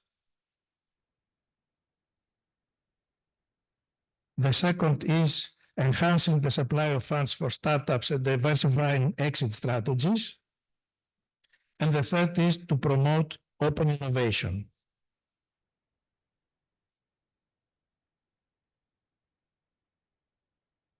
Another very important issue for the government initiatives to create this, as we call them, innovation ecosystems, is to strengthen the domestic startup ecosystem and to have a policy to support the development of startups in 8 cities, 4 as a goal startup cities, and 4 as startup cities, as you see them in the map.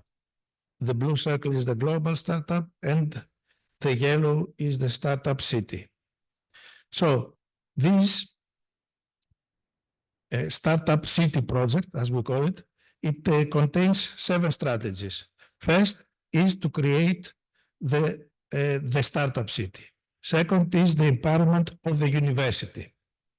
The third is the cutting-edge acceleration programs, which are to support the upgrading of business models and accelerate startup modes. The funding for tech startups. Fifth strategy is to have public procurement for the startups. Sixth is to the enhancement of networks. And the seventh is to increase mobility of human resources.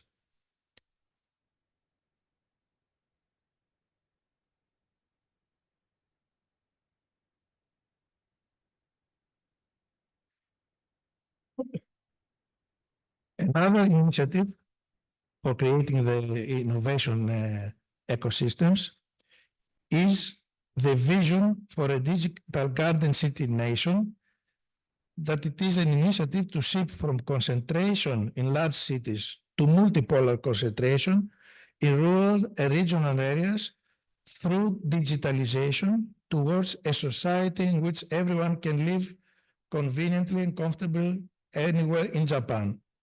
These are in brackets the targets that are pursued from this for this project, and the basic policy for the vision for the digital garden city nation aims to realize the vision with 4 pillars. The first is solving social issues using digital technology. The second is building hardware and software digital infrastructure. Third is the training and securing digital talents. And fourth is ensuring that no one is left behind. So there are some key performance indicators that are outlined in the table below, but I'm not going to read it, so you can see it for yourselves, how well it is organized, and the factors are being used to record and to understand. Another ecosystem is the Super City initiative.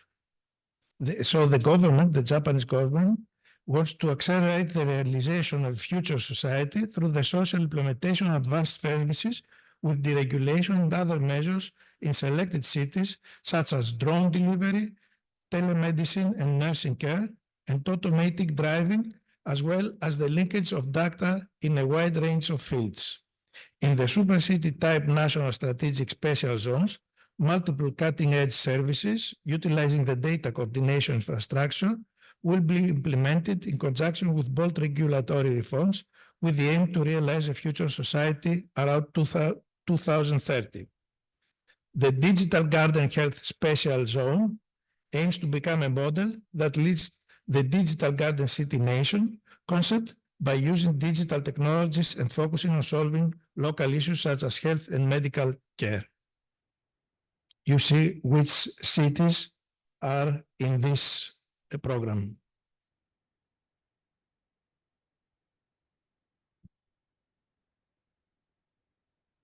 And this is the last, the regulatory sandbox, as it's called, system that is operating from June 2018. And this system allows companies to operate demonstration projects with new technology services with the aim to introduce adequate regulations based on the data acquired from the projects. So going to the use of people and enhancing their skills while working for 1 year in Japan and making and trying to be granted the status of residence, it is the Foreign Entrepreneurship Promotion Program known as Startup Visa.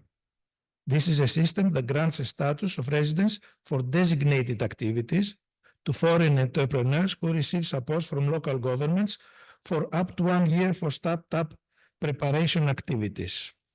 If you follow this very brief introduction, while you get this issue, you will see this can have also one extension of 6 months.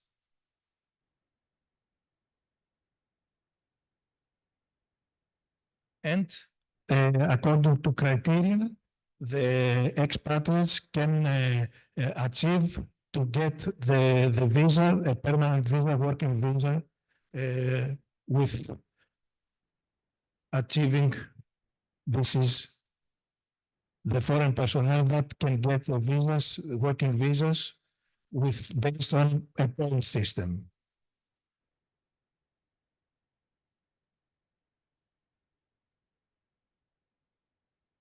This is how many approvals for visas have been credited as of the end of June 2022, 34,700 people.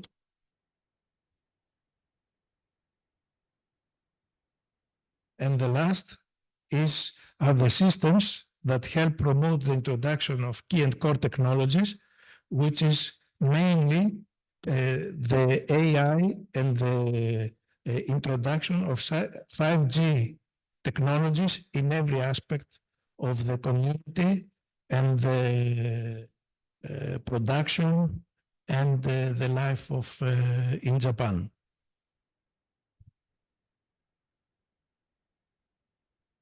The New Energy and Industrial Technology Development Organization has established a fund for NEDO to provide grants for developing production facilities of high-performance semiconductors under the certified plants. Semiconductors are very important in the Japanese economy in the future, which are going and are already introduced in the life, in the technology, and it is something that is very carefully studied and nursed in Japan.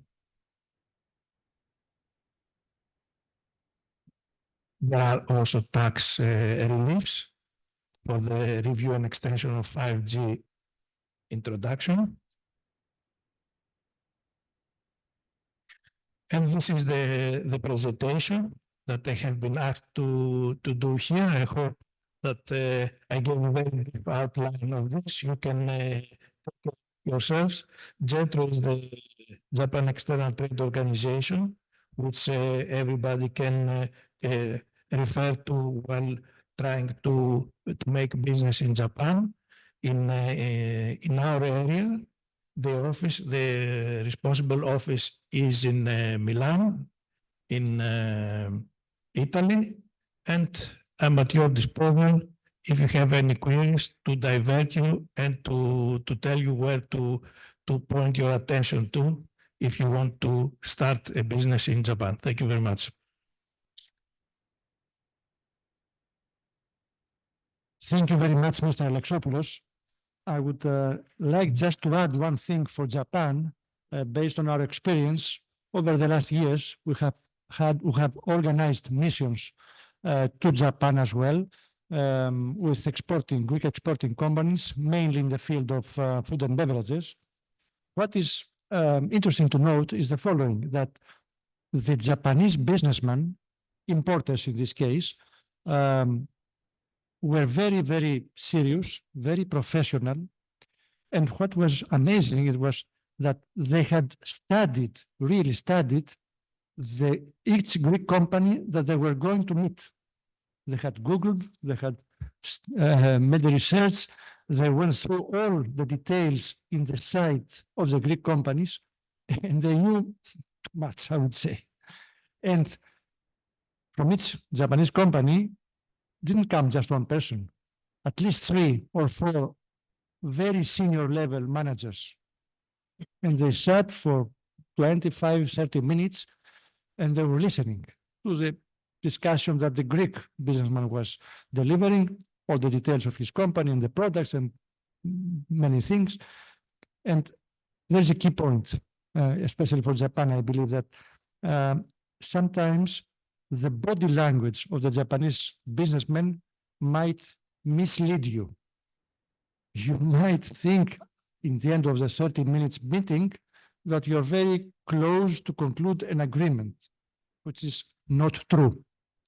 It is difference in the mentality and the philosophy. They're very polite people, and they look like if they are going to agree to something, but actually what they mean with this body language is that they heard you. They were very interested to hear you. So what a Greek company has to do is to do what we call follow-up. They expect from the Greek company to come back with more details or with the replies on the questions that the Japanese businessman posed. So they want to see some real follow-up from the other side. And if you go back and visit them again, then they start to taking you seriously, let's say. And if by chance they invite you to a dinner, then you have to show up in the dinner, because for them it's something against their mentality not to accept an invitation. But if you have a dinner with them, you are on a good track. That was just a hint. So now we move to the next presentation, which is on a special, let's say, case for India. We have with us Mr. Girish Somavarpet, IP Business Advisor from the India IP SME Help Desk, which is of the European Commission, and he will discuss upon, he will touch upon the intellectual properties in India, but also he will provide a few figures about the Indian market as well. Mr. Girish, the floor is yours.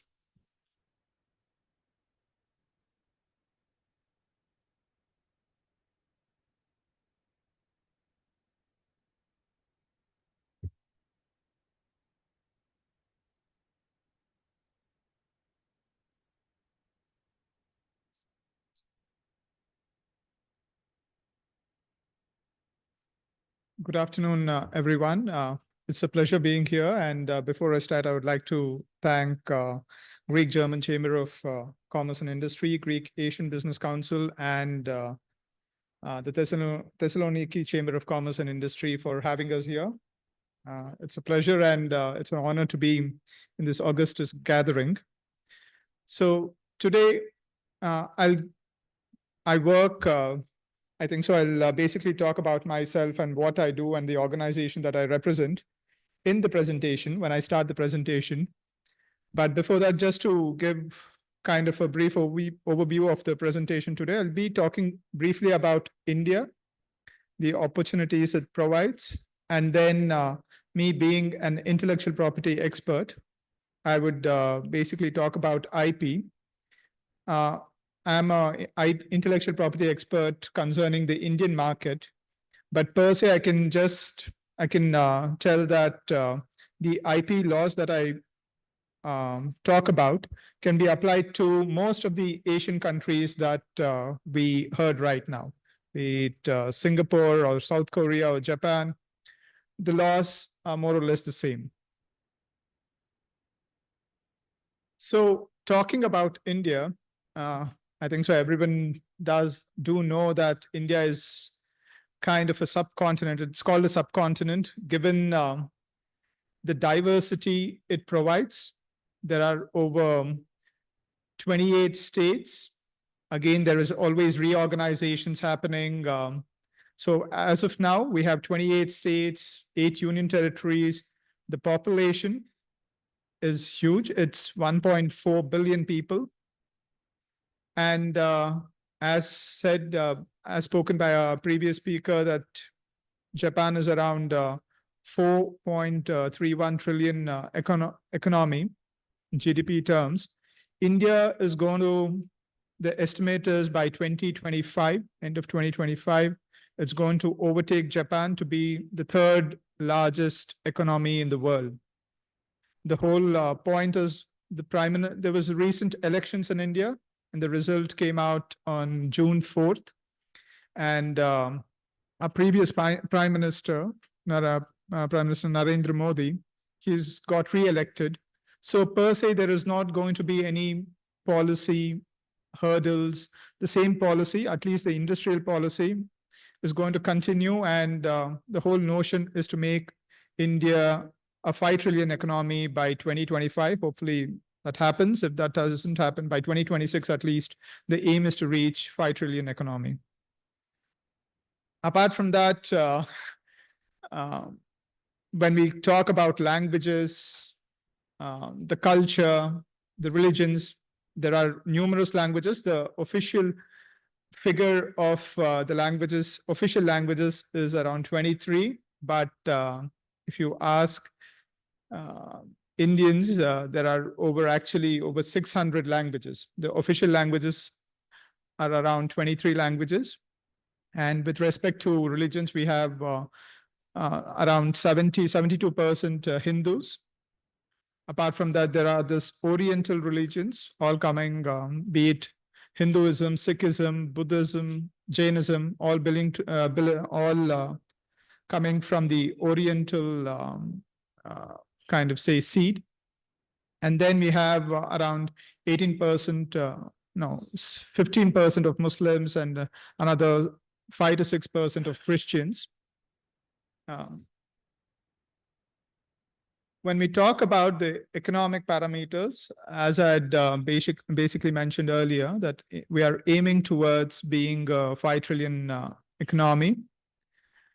And there was a dip during the COVID period, but post that, India has seen tremendous growth. In the year 2023, the growth was around 7.6%. And at least from the recent data that I right now checked, in the last quarter, the growth was over 8%. Apart from that, if you talk about the FDI investment in India, we had around literally 1,000 billion, 971 billion FDI's inflow into India. And then the two graphs that I have basically showed, one over here on the smaller one. This talks about technology. I'll share the presentation probably at that point of time, it'll be more visible. It basically talks about patenting activity happening per se in the world, given by World Intellectual Property Organization. Me being an IP specialist, I thought this would be one of the metrics to put. So when you see this patenting graph, you basically see China, US, Japan, and Korea leading the first four countries in the patenting numbers. Post that, India comes up. So it is China taking the lead in the inventing activity that they are doing. Post that, there is USA, and then there is Japan, South Korea, and then overall EU, which we consider the number taken is from the European Patent Office. So the overall EU inventive activity is more. Post that, there is India. And another metric, which is keen over here, is usually during invention and during the patenting activity, you consider foreign inventors and local inventors. Are there US companies patenting in India, or is the patenting activity in the invention activity truly local? So in India, over time, over the past 5 years, you have seen that the local inventions have grown more than foreign entities patenting. So this is again a positive aspect. And given the population that we have, another basic advantage that we have in India is with regards to the demography.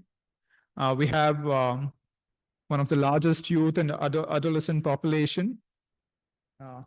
By 2031, it is estimated that over 360 million Indians will still be within the average age of around 24. Adolescent and youth constitutes the whole range from 12 till I think so 28, something of that kind. So there's going to be a huge youth population.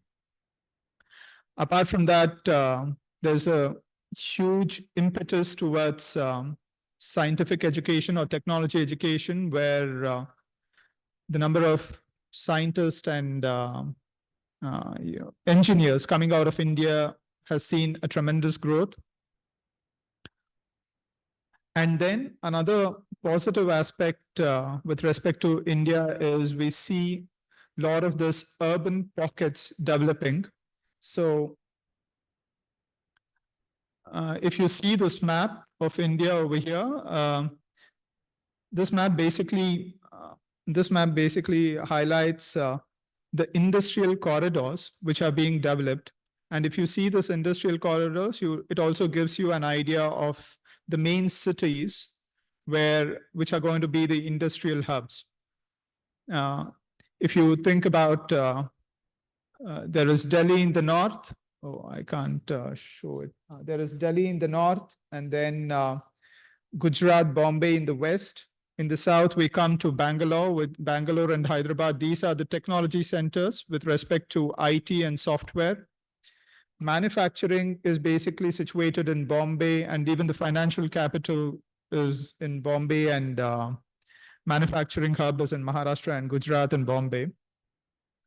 Apart from that, there was this whole vast region of something known as Uttar Pradesh, which was left out of development. But right now, the effort is to kind of make a defense industrial corridor in the northeast part of India. So this is one thing. Coming to speaking about incentives, the Indian government has kind of provided this production-linked incentive. So the main idea behind the Indian government is to make India self-reliant.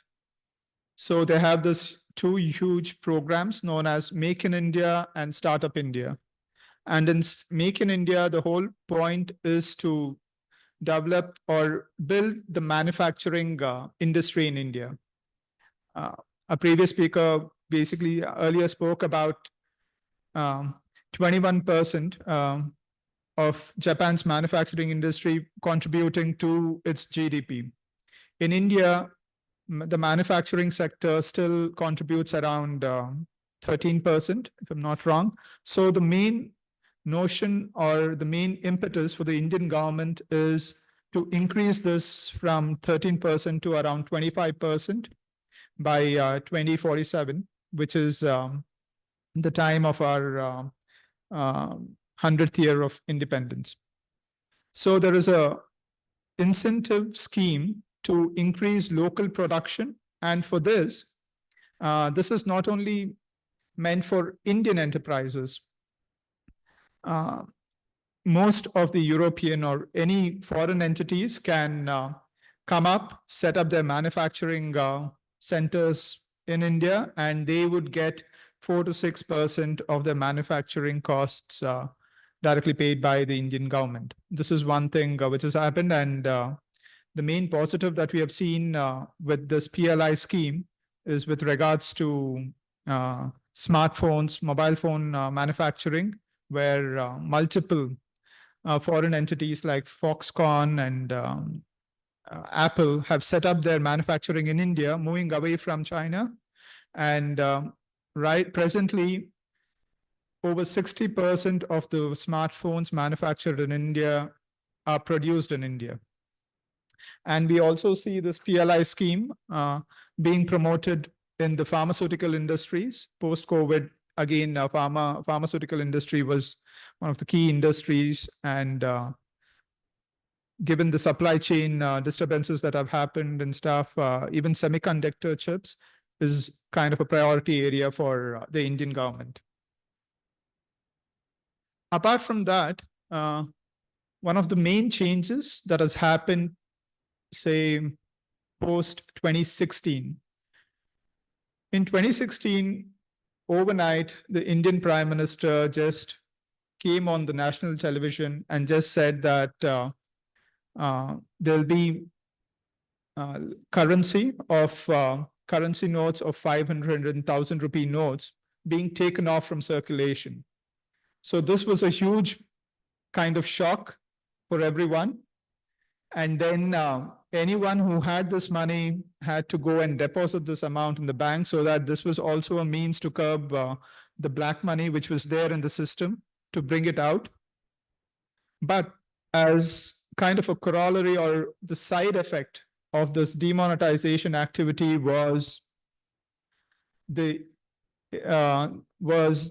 kind of incentivizing fintech or digital currency. Basically, there was this other program where this unique identifier was given to each and every Indian individual, and a bank account was created freely for each and every individual by the government. And later on, this bank account and the unique ID was linked with the mobile phone. This is known as the Jam Trinity. So this platform was laid, and this platform, where there was a financial kind of formalization of most of this other the population which was withheld from the financial market, they came onto this, and everything was linked to the mobile number, and it was digitized. And this revolutionized the fintech industry, where there are thousands of fintech startups which came up, and they have come out with this innovative products of credit lending, be it insurance policies and stuff, and very, I would say, these companies have very specific, addressing very specific issues, be it women in some village who are involved in certain kind of work, or be it for farmers, be it for individuals who are still in their 18 and 19s, but still not university educated. So specific credit measures could be provided with the help of this, with the help of the startup ecosystem, which has sprung up thanks to the digital platform which was laid. Apart from that, now the government of India has also come up with this other platform known as Open Network Digital Commerce Platform, the ONDC. If you see it over here, I've just put the screenshot of it. So the other point was, India saw that Amazon and the other e-commerce giants, they were kind of monopolizing the e-commerce or the digital e-commerce market. So hence, the Indian government has come up with this free platform where anyone can freely subscribe to it. If you are a seller, a small retailer situated in some small village, he or she can get onto the platform and then provide his product to the entire Indian market. So hence, there were no restrictions made. And this is a kind of, again, a democratizing kind of initiative, which has happened over the past few years. Talking about, I'll briefly touch upon India and Greek trade. If you see the numbers and if you see the charts, it's clearly visible that the trade relations between India and Greece have been rising. And in the year mentioned, 2022-2023, the mutual trade literally touched up to $2 billion. Over here, again, there is kind of a post in 2022. 2022 saw there was Indian exports to Greece, which was higher. But then in 2022-2023, we see Greek exports being higher to India than Indian imports. And when you talk about this trade happening, the main products which are being traded are the one over here, aluminum artificers, articles and stuff are the things which are exported by India to Greece. Aluminum articles are the main product which is being exported from India to Greece. And from Greece, what we see is things related to petroleum refinery, mineral oils, products and stuff. And then there is also things related to paper, which is wood pulp and paper scrap, which constitutes around 7 to 8% of the trade which is happening. There is a huge potential. When I checked, there was edible fruits and nuts, which are being exported from Greece to India, which was around 3.29% in the last year. But this is seen from what I checked, the data was this particular sector saw around 300% increase over the past 3 years. So there has been a huge increase in the export of edible nuts and fruit peels and stuff.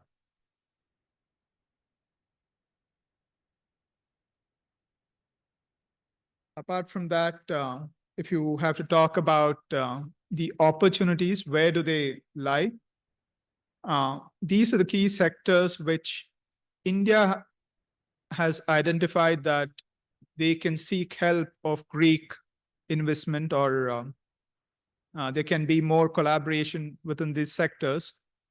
And these were the main sectors identified: agriculture, skill development and mobility. I recently came to know that there was Indian Prime Minister was here in Greece in Feb, and there was an agreement signed for easing mobility between Indians and easing mobility between India and Greece. And this agreement, I think so, will come into function in 2030. So there are things happening on that part. Apart from that, defense, aerospace, infrastructure, renewable energy, pharmaceuticals, electronics, and e-commerce. The one of the documents mentioned where Greek can contribute to what are the sectors that Greek can focus to kind of bring in Indian investors was related to IT, services industry, IT, telecom, and also tourism was one of the key sectors identified. So this was about India. Now I'll just talk about my main job, what I do. Be that as it may, this was the Indian market, what Indian market holds for Greek investors and per se for European investors. Apart from that, there are main challenges. And one of the challenges is intellectual property, where EU IPO, which is European Intellectual Property Organization, it comes out with this reports saying about countries which European SMEs have to be aware of prior going, or the losses which European industries suffer due to counterfeiting and infringing actions. And the direct sales loss, which has been estimated, I think, so this report came out in 2021. It was around 45 billion euro direct sales loss for European industries due to counterfeiting. And most of the markets are Asian markets, be it there are counterfeiting markets in India, where there are markets where counterfeiting products are found, be it in Indonesia or Singapore. There are many such markets, and IP kind of presents one of the challenges for European entities. And this is where the European Commission came forward to assist European SMEs by establishing 6 IP help desks. So we are 6 of us covering different regions: Latin America, India, Africa, Southeast Asia, China, and one for Europe itself. And I work for the India IP SME help desk. And our main role is to assist European SMEs by providing them free trainings or by providing them any answers to any of the queries that they may have. Anyone can write to us. European SME can write to us regarding IP issues that they have, and we answer them free of charge. It's a European Commission project. So this is what we do. I will not touch much upon the importance of IP and the IP aspects. Just about the Indian market.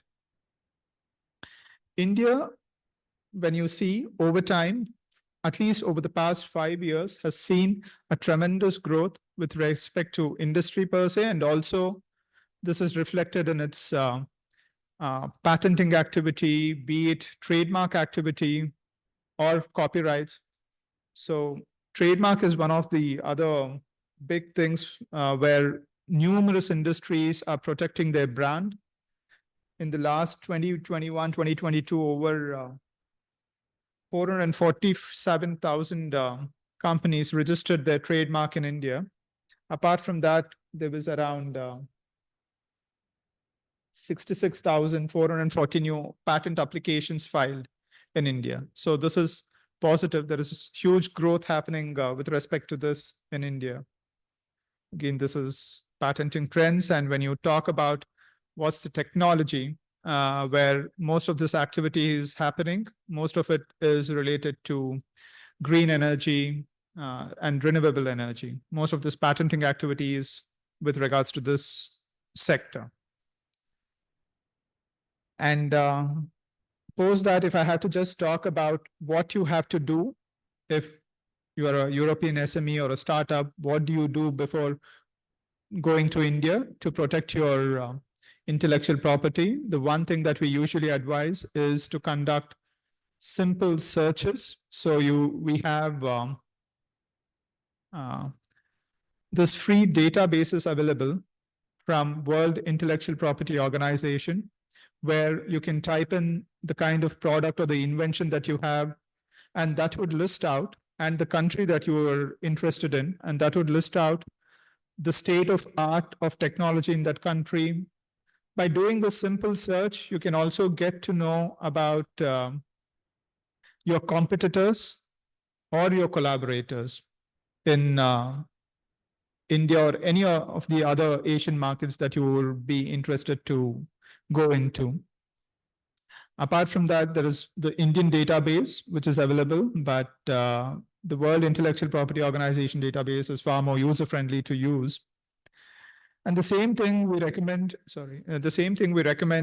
to conduct some basic trademark searches. Usually we get questions from European SMEs who go into this international markets, be it Southeast Asia or India or even Brazil, without protecting their brands in Europe or in the country that they are going into in India. And then later on they go there and then they find a similar product being used or being manufactured by a local manufacturer, and they per se do not have any means to address the issue.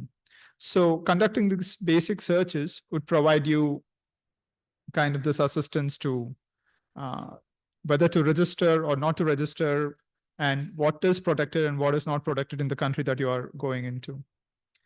Apart from that, if you want to protect your intellectual property in India, right now I'll be talking just about patents and trademarks. These are the main things.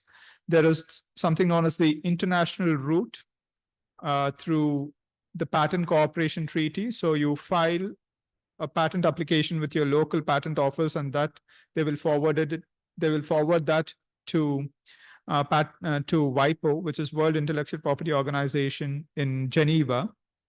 And with a single application, the single application has multiple check boxes for you to suggest that, okay, if you'd want to go into India, go to Singapore or go to Brazil. So you can check the countries that you are interested in, and then ex post, it gives you a time of around 30 months to decide whether you would want to go into the market, into India or any other country that you would want to go. So you file a single patent application and then conduct a basic search, whether it's patentable or not. And then post around 30 months, if you are sure that you would want to go into India, then you can ask the organization to forward the same application to the Indian Patent Office. And the same thing is available for trademarks. So even for trademarks, there is a similar application with your local trademark office. You file a single application, and then they would subsequently forward it to WIPO, World Intellectual Property Organization, with the countries that you might be interested in. So these processes are all digital, and at least the trademark process is pretty straightforward and it's not too expensive. So hence, we always recommend to have some IP protection before you go into any of these markets. Apart from that, talking about India, you get, with the trademark, you get 10 years of protection for your brand and stuff. That is one thing, but I'll just talk about the registration process. So you have this international routes available, which is easy, and within 8 to 10 months, you can have your trademark protected in India, and the cost would be around 800 to 1,000 euros. So even the cost is not very high if there aren't any issues. So this is what we would recommend all SMEs. But this is not available for designs. There is no international route available. Apart from that, if you have softwares, that can be protected through copyrights by providing the first 10 pages and last 10 pages to the Indian Copyright Office. There is no, again, international route for copyright. Copyright per se registration is not required because as soon as you have anything copyrightable, you are protected. But if there is an issue with customs authority and stuff, registration is always helpful. Post that, I will just touch upon, we as organization, we were involved in one of, with the Greek embassy in India with regards to GI protection. Before I come to that, I'll just talk about this. Yeah. GIs are geographical indications given to products which have unique qualities due to the specific regional setting. So what we saw was at least the Greek embassy in India was highly involved in protecting Greeks' GIs in India. But then a list of around 13 GI applications was filed by the Greek embassy in 2011. But post that, there was everything kind of went into dormancy. There was nothing happening. And I think so there was also a shift of the Greek embassy to a different building. There was no communication between the Indian GI office and the Greek embassy. Post that, in one of the meetings, the Minister Counselor for Economic and Commercial Affairs of the Embassy of Greece met one of our colleagues in India, and this issue came up. And then one of my colleagues spoke with the Indian GI office. We communicated, and then there was some communication and some applications filed, requests filed, and other documents provided. And the positive thing of all this interaction was that the IP help desk was per se involved in granting 2 other Greek GIs in the month of October, which is, as mentioned over here, Sitia, Lasitio, Kritis, and Kalamatha. In the month of October, they were published, and post this, I think, so they will be granted. Once it's published, they wait for 3 months for any opposition. But this was one thing. But then we also see, as you see, there is feta over here. Feta cheese is still not being granted geographical indication protection. But then there is one of the big Indian brands called Amul. It is a dairy brand called Amul, which is using feta for marketing its cheese product. Hence, there is an issue over here. This issue is still not resolved. There needs to be some resolution happening. And this is one of the examples why IP protection becomes very important. The feta was not protected, and for the past few years, Amul has been using this mark. Hence, there is still, I think so, in the coming years, this will be resolved, but I do not know how, whether they will directly go to the court, or there is also this, presently there is a FTA between EU and India being discussed. And geographical indication is one of the most important aspects within this free trade agreement. So if this FTA goes through and the free trade and the geographical indication agreement, it goes through, they get negotiated, most of this GIs that I had mentioned over here would get automatic registration. There would be another pathway. So hence that would be a positive thing for Greek organizations per se.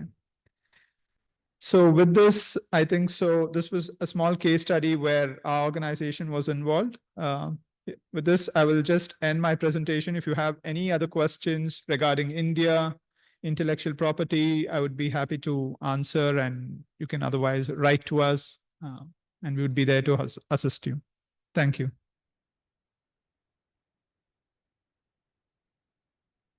Thank you very much, Girish, for this presentation, also for the information on the Indian market, but also about the IP issues in India. And I hope that we can use your presentation and deliver it to those interested to get this information. And now we will move right away to the next session, which is a special session on Ivory Coast. I would just kindly ask our panelists to change seats, and I will invite to the podium, to the panel, Mrs. Natasha Christogianni and Mr. Asamoah Akenan.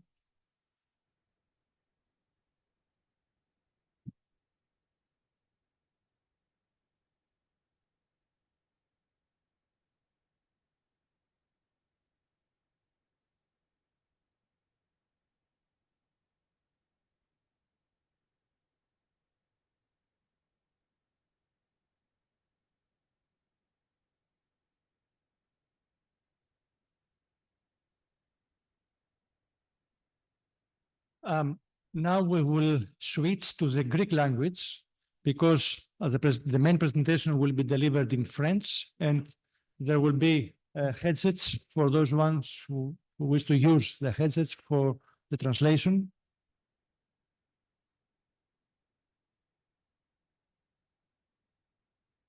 Just one more word in English while headsets are being delivered. This session is also co-organized with the cooperation of the Hellenic African Chamber of Commerce and Development. And we have with us the president of the Hellenic African Chamber of Commerce and Development, Mr. Vasilis Takas. Επομένως, λοιπόν, τώρα γυρίζουμε στην ελληνική γλώσσα και θα έχουμε ταυτόχρονη διερμηνία στα γαλλικά και θέλω να δώσω το λόγο στον κύριο Βασίλη Τακά, τον πρόεδρο του Ελληνογερμανικού Επιμελητηρίου Εμπορικού και Αναπτύξεως, για τον χαιρετισμό του.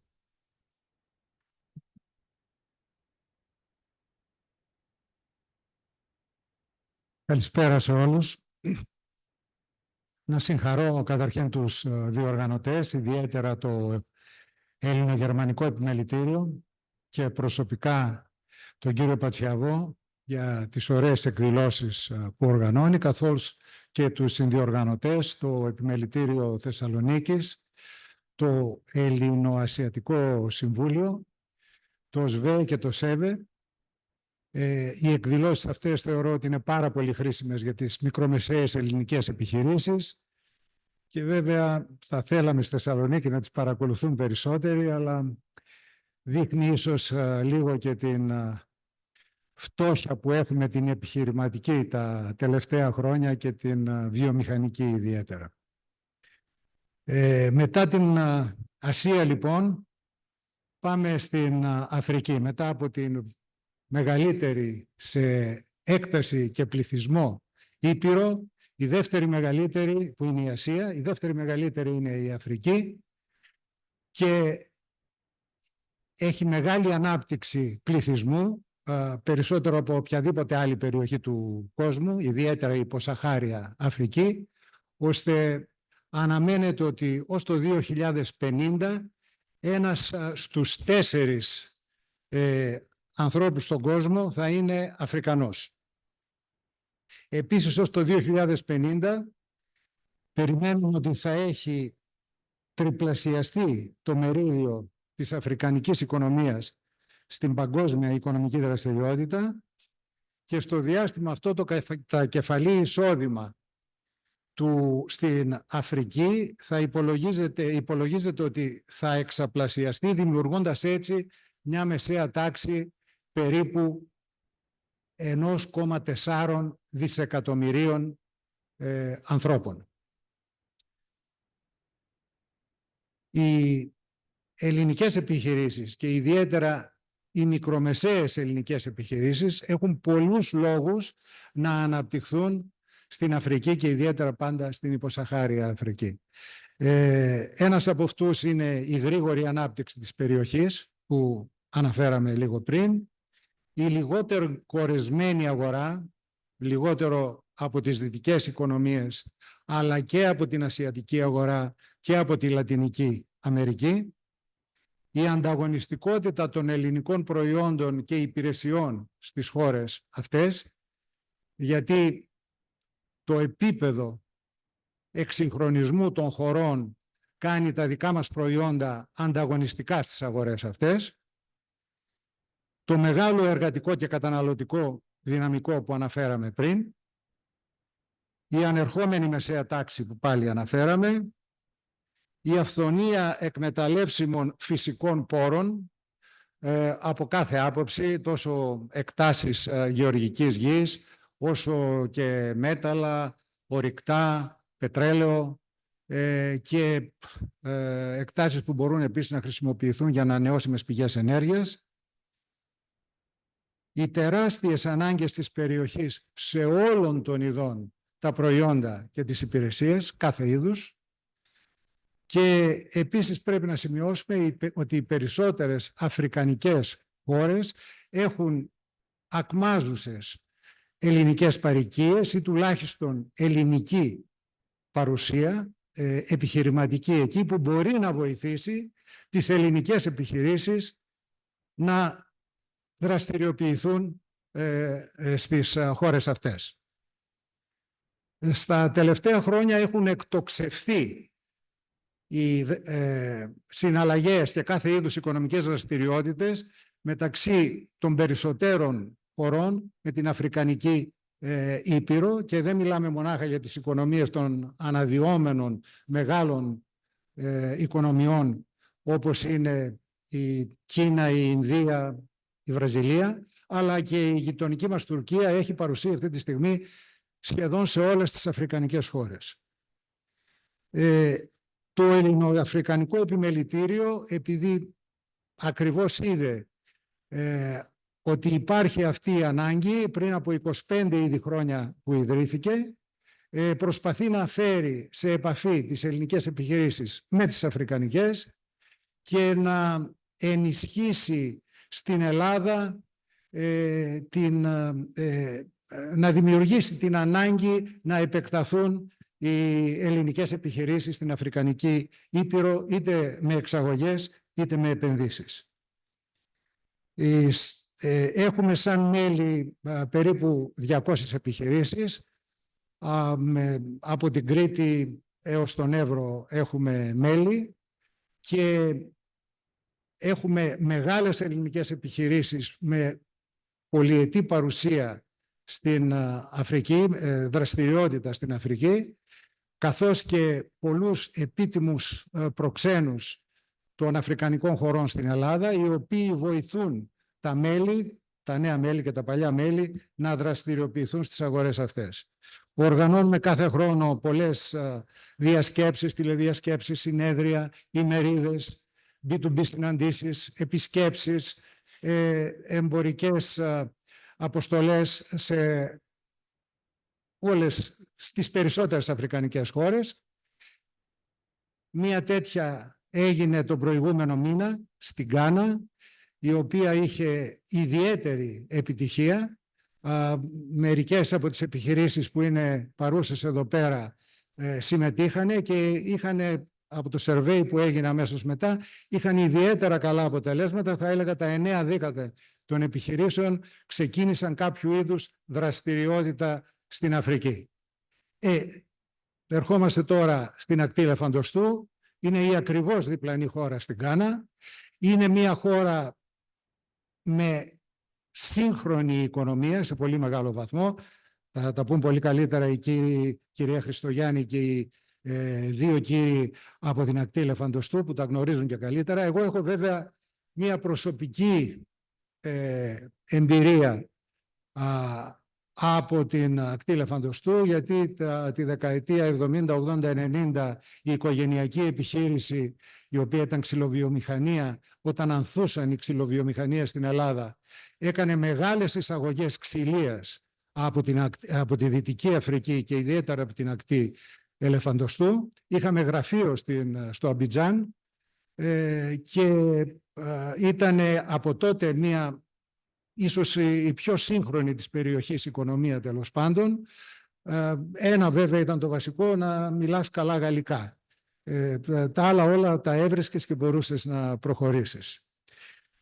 Βέβαια σήμερα, από ό,τι βλέπω, οι συναλλαγές μας με την ακτή Ελεφαντοστού δεν είναι ιδιαίτερα μεγάλες.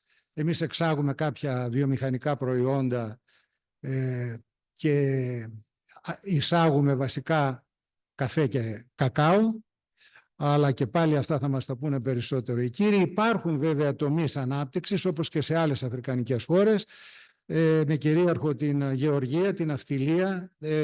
Συμμετέχω κι εγώ σε 2 μικρά τανκεράκια τα οποία κάνουν bunkering από τις ακτές της Δυτικής Αφρικής, οι κατασκευές και η ενέργεια. Αυτά τα λίγα από μένα. Πολύ περισσότερα θα ακούσετε από την κυρία Χριστογιάννη και από τους κυρίους του Ελληνογερμανικού Επιμελητηρίου. Σας ευχαριστώ που παραμείνατε να μας ακούσετε.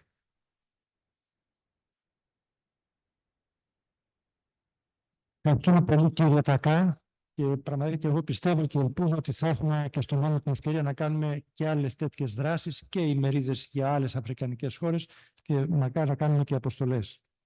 Και τώρα περνάμε στην κύρια παρουσίαση για τη χώρα αυτή, την ακτή Ελεφαντοστού, και πρώτα θα ήθελα να δώσω το λόγο στην κυρία Νατάσα Χριστογιάννη, που είναι η πρόξενος της Ελλάδας στη χώρα αυτή, στην ακτή Ελεφαντοστού. Ζει εκεί χρόνια, όπως θα μας πει, και θα μας δώσει μια πρώτη εικόνα για αυτή τη χώρα.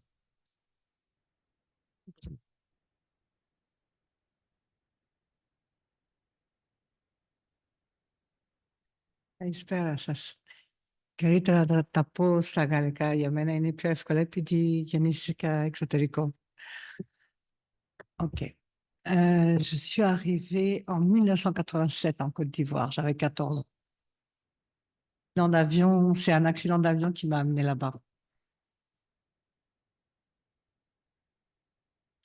Et la Côte d'Ivoire est un pays qui est assez fermé, qui était assez enfermé, qui n'aimait pas trop s'exporter.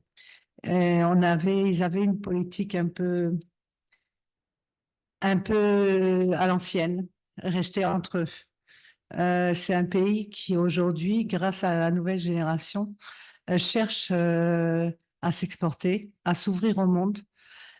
Et ils cherchent des pays qui sont neutres, mais des pays qu'ils connaissent aussi. Et la Grèce, c'est un pays que la Côte d'Ivoire connaît. Mon père a été jusqu'à son décès, consul de Grèce en Côte d'Ivoire, en fait de 92 jusqu'à sa mort, jusqu'à son décès en 2007. Je suis consul de Côte d'Ivoire en 2010. Et ce n'est que dernièrement qu'on a trouvé des gens qui sont capables et qui ont envie d'ouvrir une chambre de commerce. La chambre de commerce qu'on a ouverte, c'est pas pour nous, c'est pour déjà créer un pont et une certaine sécurité. Parce que autant les Grecs n'aiment pas trop aller dans les pays qu'ils ne connaissent pas, autant les Ivoiriens n'aiment pas aller non plus dans les pays qu'ils ne connaissent pas. Et c'est un problème, surtout par rapport à la criminalité et à ces choses-là. La Côte d'Ivoire est un pays que les gens ne connaissent pas vraiment. Et la diaspora grecque en Côte d'Ivoire est très petite. On est à peu près une trentaine. Donc, vous voyez, c'est vraiment pas beaucoup de personnes. Et c'est assez difficile pour les Ivoiriens de venir en Côte d'Ivoire. Parce que, on a divers problèmes, on ne va pas revenir sur ça. On a beaucoup de problèmes avec les demandes, les accords de visa et toutes ces choses-là. Mais on est en train de régler ces petits soucis. Et la Chambre de commerce, je pense que M. Akenon va plus vous en parler. Mais le mieux, en fait, c'est de découvrir la Côte d'Ivoire. Parce que quand on dit l'Afrique, en général, les gens pensent directement à un pays sec, à un pays qui n'a rien à offrir. Et quand les gens découvrent la Côte d'Ivoire, ils sont souvent très étonnés. Parce que la Côte d'Ivoire, c'est tout le contraire. Voilà. Donc, je vais laisser la parole à la suite. Monsieur Patlaos. Ευχαριστούμε την κυρία Χριστοδάνη. Και τώρα ο κύριος Ασαμόη Ακενάν, που είναι ο πρόεδρος του Ελληνο-Ιβωριανού Εμπορικού Επιμελητηρίου, θα κάνει μια παρουσίαση και επίσης έχει φέρει και ένα βίντεο που θα προβληθεί για τη χώρα.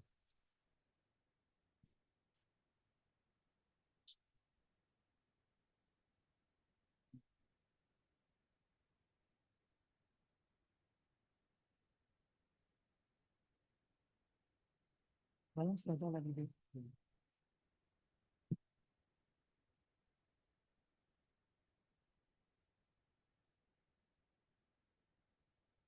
Bonjour. Je crois qu'on dit Kalispera, c'est ça? Merci beaucoup. J'avais noté une belle petite phrase que je devais dire en grec. Je l'ai oubliée, mais je tiens à prendre mes notes. Je vais essayer, hein. Ne m'en voulez pas trop. Et Elada, Ene, Hyperoxy, Chora. Chora. Je pense que c'est bien ça, hein? Mais merci. J'aime beaucoup ce pays et je vais faire rire un peu. Je pense que la Grèce est le pays où il y a la meilleure cuisine en Europe. Et je donne une mention spéciale aux souvlaki. Je voudrais inviter la régie à nous présenter une petite vidéo qui va présenter la Côte d'Ivoire. Mais avant, je veux remercier toutes les autorités qui sont là, les ambassadeurs, remercier la Chambre de commerce et remercier aussi la coopération gréco-allemande, M. Patriavos, qui a bien voulu nous inviter à cet événement. je ne suis pas venu seul, donc j'ai été accompagné par Madame la Consul de Grèce en Côte d'Ivoire. Donc ça fait un peu plus de 35 ans qu'elle est en Côte d'Ivoire. Et il y a des endroits en Côte d'Ivoire qu'elle connaît mieux que moi. Et je suis venu avec le premier vice-président de notre chambre. Et nous sommes en train d'étendre les activités de notre chambre. Et donc, il y a plusieurs pays que nous sommes en train de rallier. Et nous sommes venus avec un représentant du Burkina Faso, donc qui est là-bas. Et bientôt, nous ramènerons des gens du Niger, du Togo, du Bénin, du Mali, du Sénégal, de la Sierra Leone et tout ça pour faire des affaires en Grèce. Et je vais inviter maintenant la régie à nous présenter le petit film qui présente la Côte d'Ivoire. Ωραία. Τώρα μπορούμε να μπορέσει να προβληθεί το βίντεο, παρακαλώ.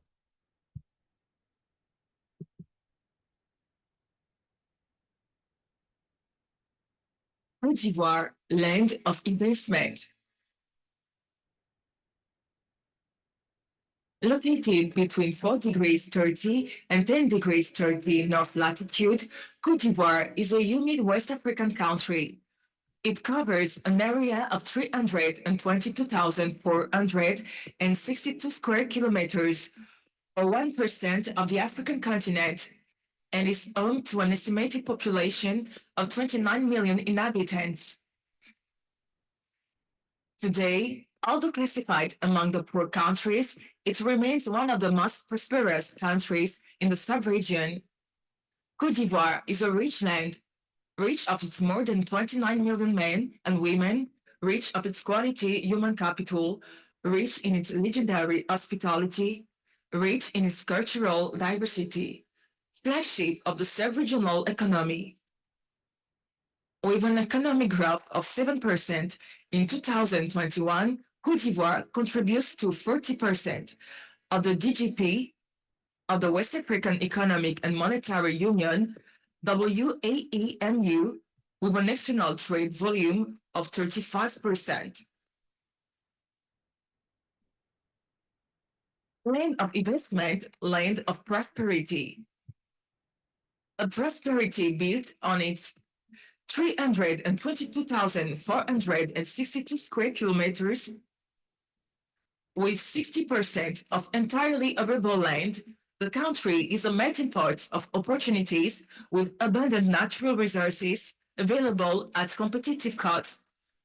Côte d'Ivoire offers opportunities in many sectors, including mining and agricultural production and processing, manufacturing industries, tourism, health, transport. Through its remarkable economic performance, aims to accelerate its economic and social transformation and to rise to the rank of upper middle income countries by 2030. The realization of this vision requires the development of priority sectors and industrial clusters defined in the National Development Plan, PND, 2021-2025. The agribusiness, the chemical industry, building materials, health, pharmacy, textiles, automotive, packaging, as well as new niches, the digital economy, tourism, and creative industries, which further broaden the prospects. Agricultural export earnings to the EU. In Côte d'Ivoire, shipments of agricultural and agri-food products to the European Union, EU, generated 3.5 billion euros, $3.87 billion in 2022. This envelope, up 8% year-on-year, marks a new record for the Iberian nation. For the most part, the main exports to the European market are cocoa and derived products, coffee, tropical fruits, mango, pineapple, and bananas, as well as fishing products, tuna in particular. With this commercial performance, Côte d'Ivoire is the 12th food supplier to the EU, behind a top 5 composed by Brazil, the United Kingdom, Ukraine, the USA, and China.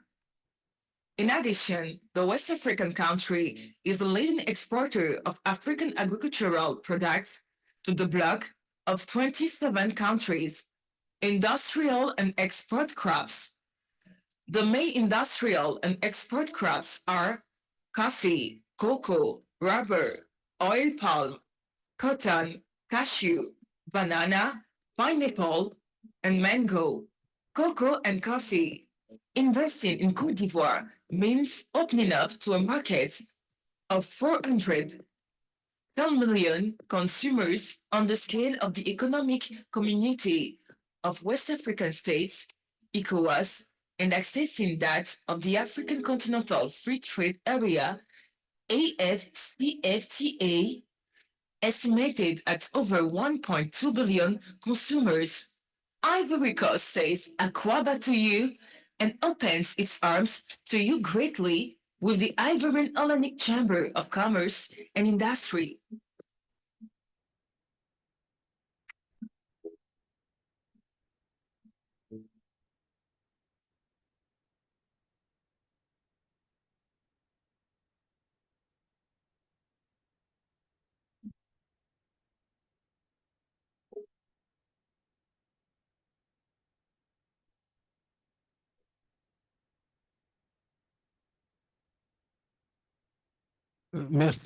Merci beaucoup. Voici présenter la Côte d'Ivoire.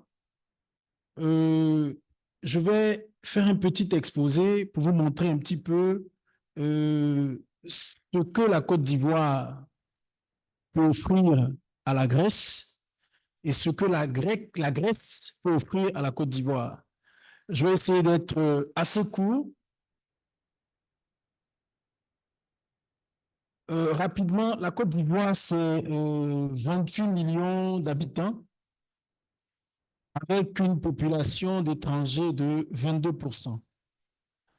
Et la Côte d'Ivoire est le centre de plusieurs pays réunis dans une association, donc l'Afrique de l'Ouest.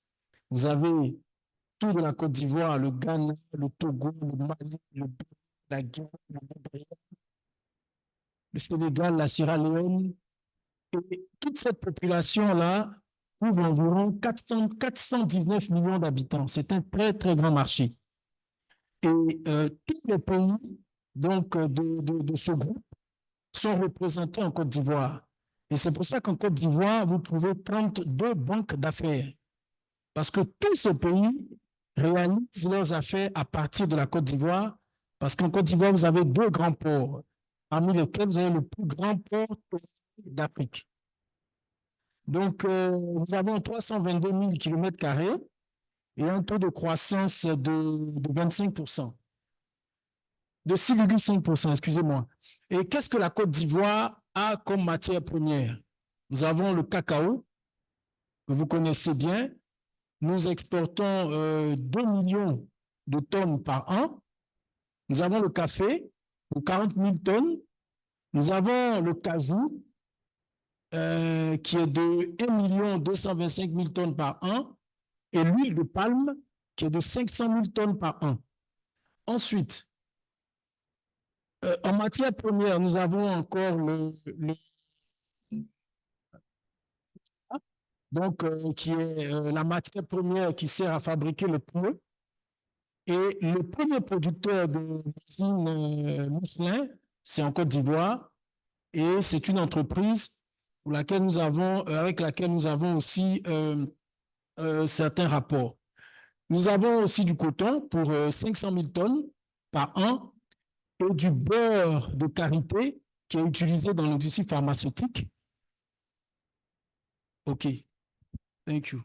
Voilà. Du beurre de karité est utilisé dans l'industrie pharmaceutique pour une valeur de 250 000 tonnes.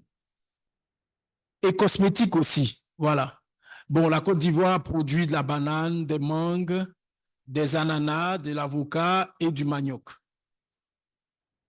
En termes d'industrie et d'infrastructure, la Côte d'Ivoire s'est réveillée depuis plusieurs années avec de grands projets d'investissement, particulièrement L'image que vous voyez en bas à gauche, c'est un grand projet d'investissement initié par une entreprise italienne à Abidjan. Ensuite, à droite, vous avez un pont qui relie deux grandes parties de la capitale économique, donc Abidjan, et ce pont est réalisé par une entreprise asiatique. Voilà. Vous avez aussi un grand boom au niveau du secteur maritime. Pour revenir sur les investissements dans le secteur de l'immobilier, donc de la construction, nous avons rencontré ici plusieurs entreprises grecques qui étaient intéressées par la construction. Le marché est ouvert. Des entreprises italiennes, des entreprises portugaises se sont engagées en Côte d'Ivoire et ont obtenu de l'État de très grands marchés pour la construction. Aujourd'hui, le besoin immédiat en logement en Côte d'Ivoire avoisine les 200 000 logements. Donc, il y a beaucoup à construire en Côte d'Ivoire, beaucoup d'infrastructures à faire. Des entreprises de plusieurs pays d'Europe sont installées qui, aujourd'hui, font beaucoup de routes, des autoroutes, des ponts et beaucoup de grandes infrastructures qui sont financées par l'État et par des programmes de la Banque mondiale. Et particulièrement dans le secteur maritime, parce que quand on dit la Grèce, on pense tout de suite aux marins. Excusez-moi, je vous fais rire un peu, on pense aux pirates. Parce que nous, chez nous, quand on dit les Grecs, on pense aux bateaux pirates. C'est la première image qu'on a de la Grèce. Voilà. Mais c'est plus profond que ça parce que la Grèce a une grande culture maritime. Et la Côte d'Ivoire a 520 000 km de côtes. Ces côtes ne sont pas exploitées. Aujourd'hui, l'État de Côte d'Ivoire recherche des partenaires pour installer des ports de plaisance. Nous avons 2 ports et nous sommes le premier exportateur de thon en Afrique. La Côte d'Ivoire est le premier exportateur de thon et l'État a exprimé un grand besoin en équipement maritime. Donc, en bateau de pêche, en bateau de croisière, en bateau de plaisance et en bateau pour le transport du carburant. Parce que la Côte d'Ivoire est productrice de gasoil, de carburant et de gaz naturel. Donc, aujourd'hui, ce sont des pays de l'Europe de l'Est qui donnent à la Côte d'Ivoire des bateaux pour le transport de gaz naturel et le transport de pétrole, voilà, de carburant. Et il y a une grande innovation, quelque chose de nouveau, c'est que la Côte d'Ivoire, déjà pour l'année 2024, ouvre son pavillon maritime. C'est-à-dire qu'à partir de cette année, des bateaux grecs pourront battre pavillon ivoirien. Voilà, le registre international des navires est ouvert en Côte d'Ivoire avec des facilités, une législation souple, mais quand même avec certaines garanties de qualité parce que cette immatriculation se fera sous le contrôle d'une société de classification. Et la Chambre de commerce et d'industrie ivoiro-hellénique que nous dirigeons est très impliquée dans l'immatriculation des navires. Et c'est une invitation que nous lançons aux armateurs grecs à venir en Côte d'Ivoire, découvrir ce nouveau pavillon avec des avantages fiscaux, avec des facilités. Et aussi, la Côte d'Ivoire s'est engagée à installer des entreprises de transport maritime. Vous savez que toute la côte ouest africaine, donc qui part du Sénégal jusqu'à l'Afrique du Sud, donc vous avez à peu près une bonne quinzaine de pays, 15 à 20 pays sur cette côte, il n'y a pas de cabotage, c'est-à-dire qu'il n'y a pas d'échange maritime entre ces pays d'Afrique.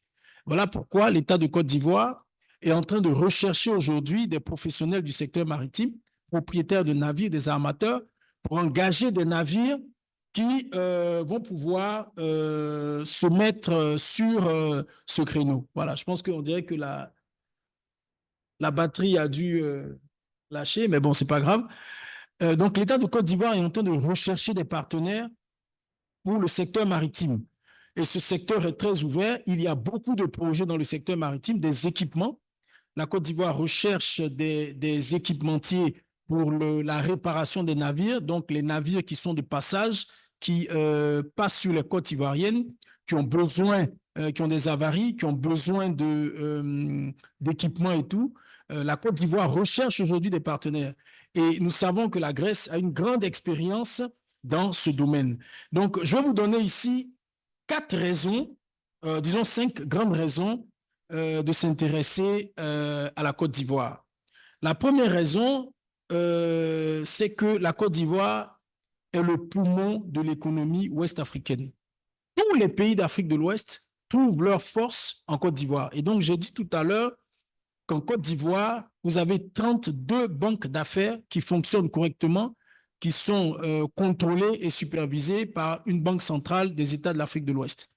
Donc, ces banques offrent tous les systèmes de paiement internationaux. Nous avons la chance, moi personnellement, d'être banquier. Donc, j'ai travaillé dans le secteur bancaire et je connais bien ces banques. Nous avons discuté avec plusieurs directeurs de ces banques pour voir les facilités de paiement. Parce que vous venez investir en Afrique, la première crainte des investisseurs qui installent une entreprise en Afrique, c'est la capacité pour eux de récupérer leur mise, leur investissement, la sécurité de leur patrimoine.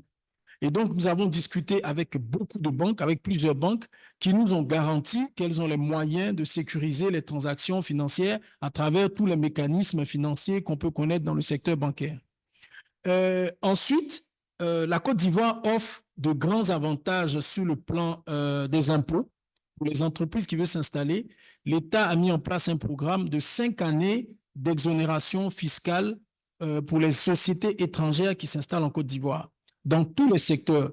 Et l'État offre un programme, a mis en place aussi un programme d'acquisition de terres pour ces entreprises pour installer leurs unités de production.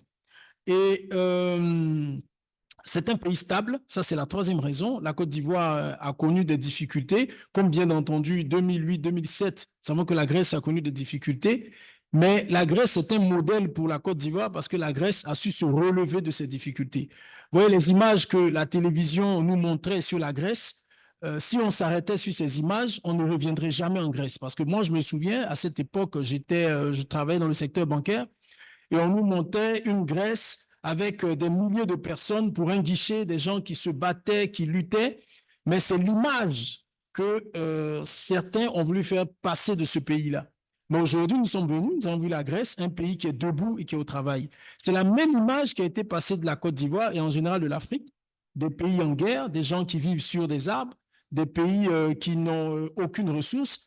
Mais c'est bien le contraire. Vous avez vu les images qu'on a présentées tout à l'heure de la Côte d'Ivoire. C'est un pays au travail, des intellectuels qui ont étudié. Moi, j'ai un diplôme de 3e cycle d'université européenne. Vous avez plein d'hommes d'affaires ivoiriens qui ont étudié en Europe et qui connaissent bien le secteur des affaires, le monde des affaires. Et donc, aujourd'hui, pour tout ce que vous avez pu voir comme image de guerre sur la Côte d'Ivoire, il n'en est rien d'autre. La Côte d'Ivoire est un pays stable. La consul a su vous l'exprimer tout à l'heure, un pays en sécurité. Et cette année, nous avons organisé la Coupe d'Afrique des Nations où la Côte d'Ivoire a remporté. Des familles allaient au stade avec des enfants regarder les matchs parce qu'il y avait et il y a la sécurité en Côte d'Ivoire. Je veux insister aussi sur un point qui est le développement de l'agriculture avec des méthodes naturelles. Donc, la Côte d'Ivoire aujourd'hui produit une agriculture bio. On a eu la chance l'année dernière de recevoir la Route du Cacao, qui est une association financée par l'UNESCO. Et ils ont eu l'occasion de visiter des plantations, donc des champs de cacao biologiques, pour lesquels aucun pesticide, aucun insecticide n'est utilisé. Et je crois que demain, il y a un événement, une projection photo de la route du cacao sur leur passage en Côte d'Ivoire. Pour terminer, je voudrais vous présenter les besoins et les opportunités en Côte d'Ivoire. La Côte d'Ivoire a besoin de professionnels de la navigation maritime, des professionnels de la pêche, qui peuvent venir présenter leurs projets par le canal de la Chambre de commerce et d'industrie. La Côte d'Ivoire a besoin pour tout son plan d'eau lagunaire, parce que la Côte d'Ivoire est entourée d'eau. Vous voyez, la ville d'Abidjan est une ville qui est bâtie sur l'eau. Et donc, la Côte d'Ivoire veut développer la navigation fluviale, permettre le transport sur ces espaces d'eau. La Côte d'Ivoire recherche des solutions digitales, donc des entreprises spécialisées dans la digitalisation. Dans le secteur bancaire, toutes les banques aujourd'hui sont en train de passer à la digitalisation. Et la Côte d'Ivoire a besoin de partenaires qui maîtrisent cette technologie pour présenter des projets. Et la Chambre de commerce et d'industrie est prête à accompagner ces partenaires-là. Dans l'industrie alimentaire, la Côte d'Ivoire est engagée dans l'installation d'usines. L'État encourage les partenaires étrangers à investir dans les usines, ce qui fait qu'il y a un grand programme d'accompagnement pour l'acquisition de terres pour la construction de ces usines-là. Dans le secteur secteur alimentaire, dans le secteur des technologies, dans le secteur, tout à l'heure, j'ai discuté avec un participant à cette conférence qui est dans le secteur du froid, donc la production de réfrigérateurs industriels.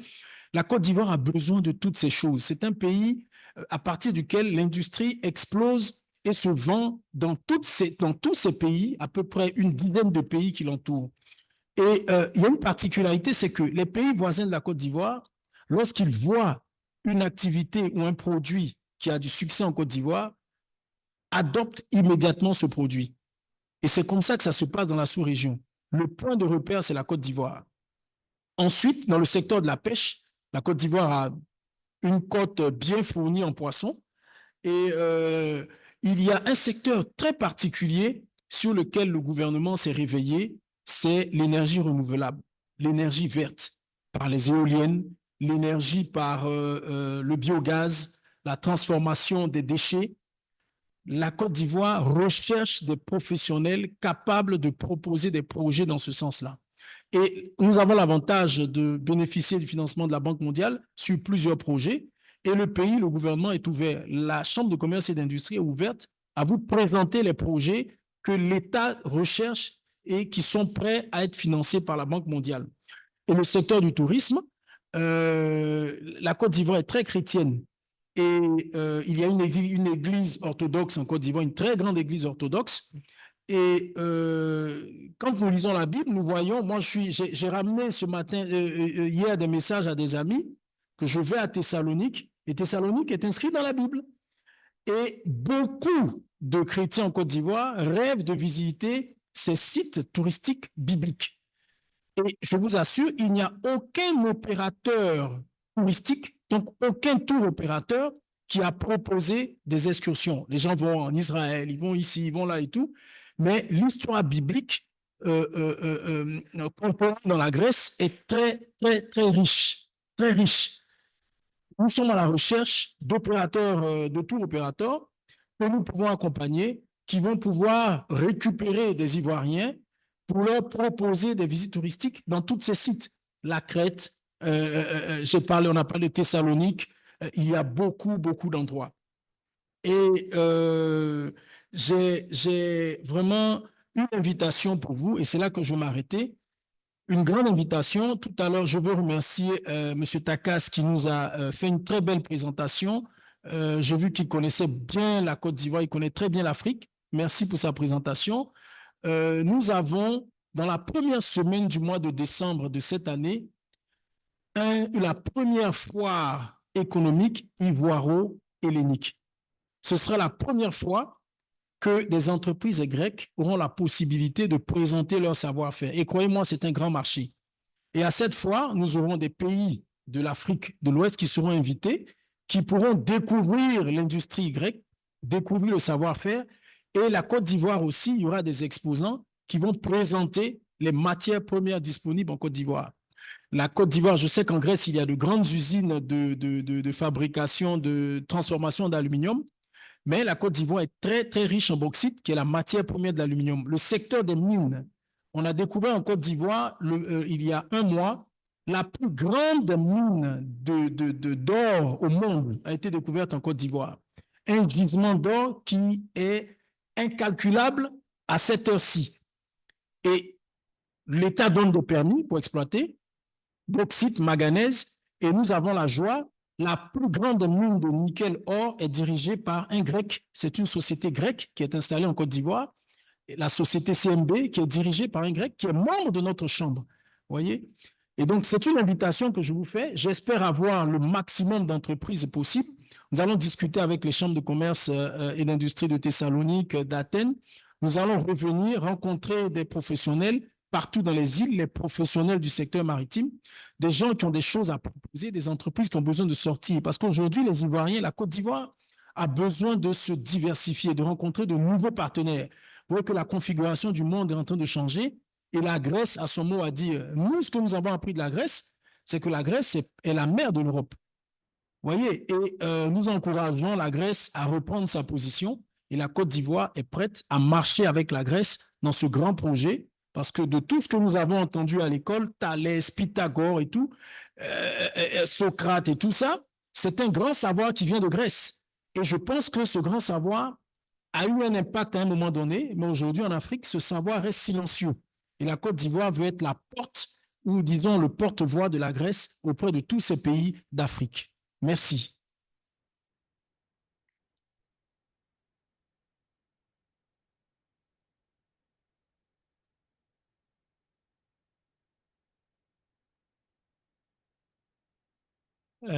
Ευχαριστούμε πολύ τον κύριο Κενάν. Merci, monsieur Κενάν. Και για την παρουσίαση.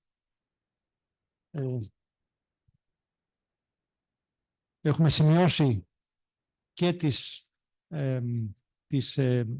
ανάγκες που έχει η χώρα όπως μας παρουσιάσατε, αλλά και τις ευκαιρίες, τις περιοχές στις οποίες θα μπορούσε να αναπτυχθεί διμερή συνεργασία. Αυτή, αν γνωρίζω καλά, είναι ίσως η πρώτη φορά που γίνεται μία παρουσίαση αυτής της χώρας, ακτής ελεφαντοστού στην Ελλάδα. Μπορεί να είναι μια αρχή και να υπάρχει μια συνέχεια.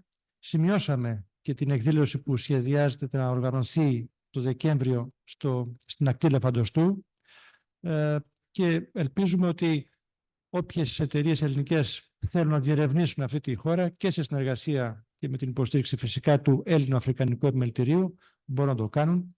Αν υπάρχει κάποια ερώτηση που θα ήθελε κάποιος να θέσει στους εκπροσώπους από την ακτή ελεφαντοστού, αλλιώς μπορούμε να περάσουμε έξω, που υπάρχουν κάποια αναψυκτικά και μπορεί να γίνουν διμερώς κάποιες συζητήσεις.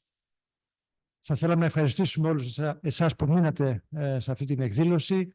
Ακούστηκαν αρκετές παρουσιάσεις για ορισμένες χώρες. Θα ακολουθήσουν και άλλες στο μέλλον, καθώς και επιχειρηματικές αποστολές. Προσπάθεια μας είναι να βοηθούμε ελληνικές εταιρείες και με πληροφόρηση, αλλά και κυρίως με οργάνωση B2B συναντήσεων σε επισκέψεις που κάνουμε με οργανωμένο και μεθοδικό τρόπο σε διάφορες χώρες. Ευχαριστούμε.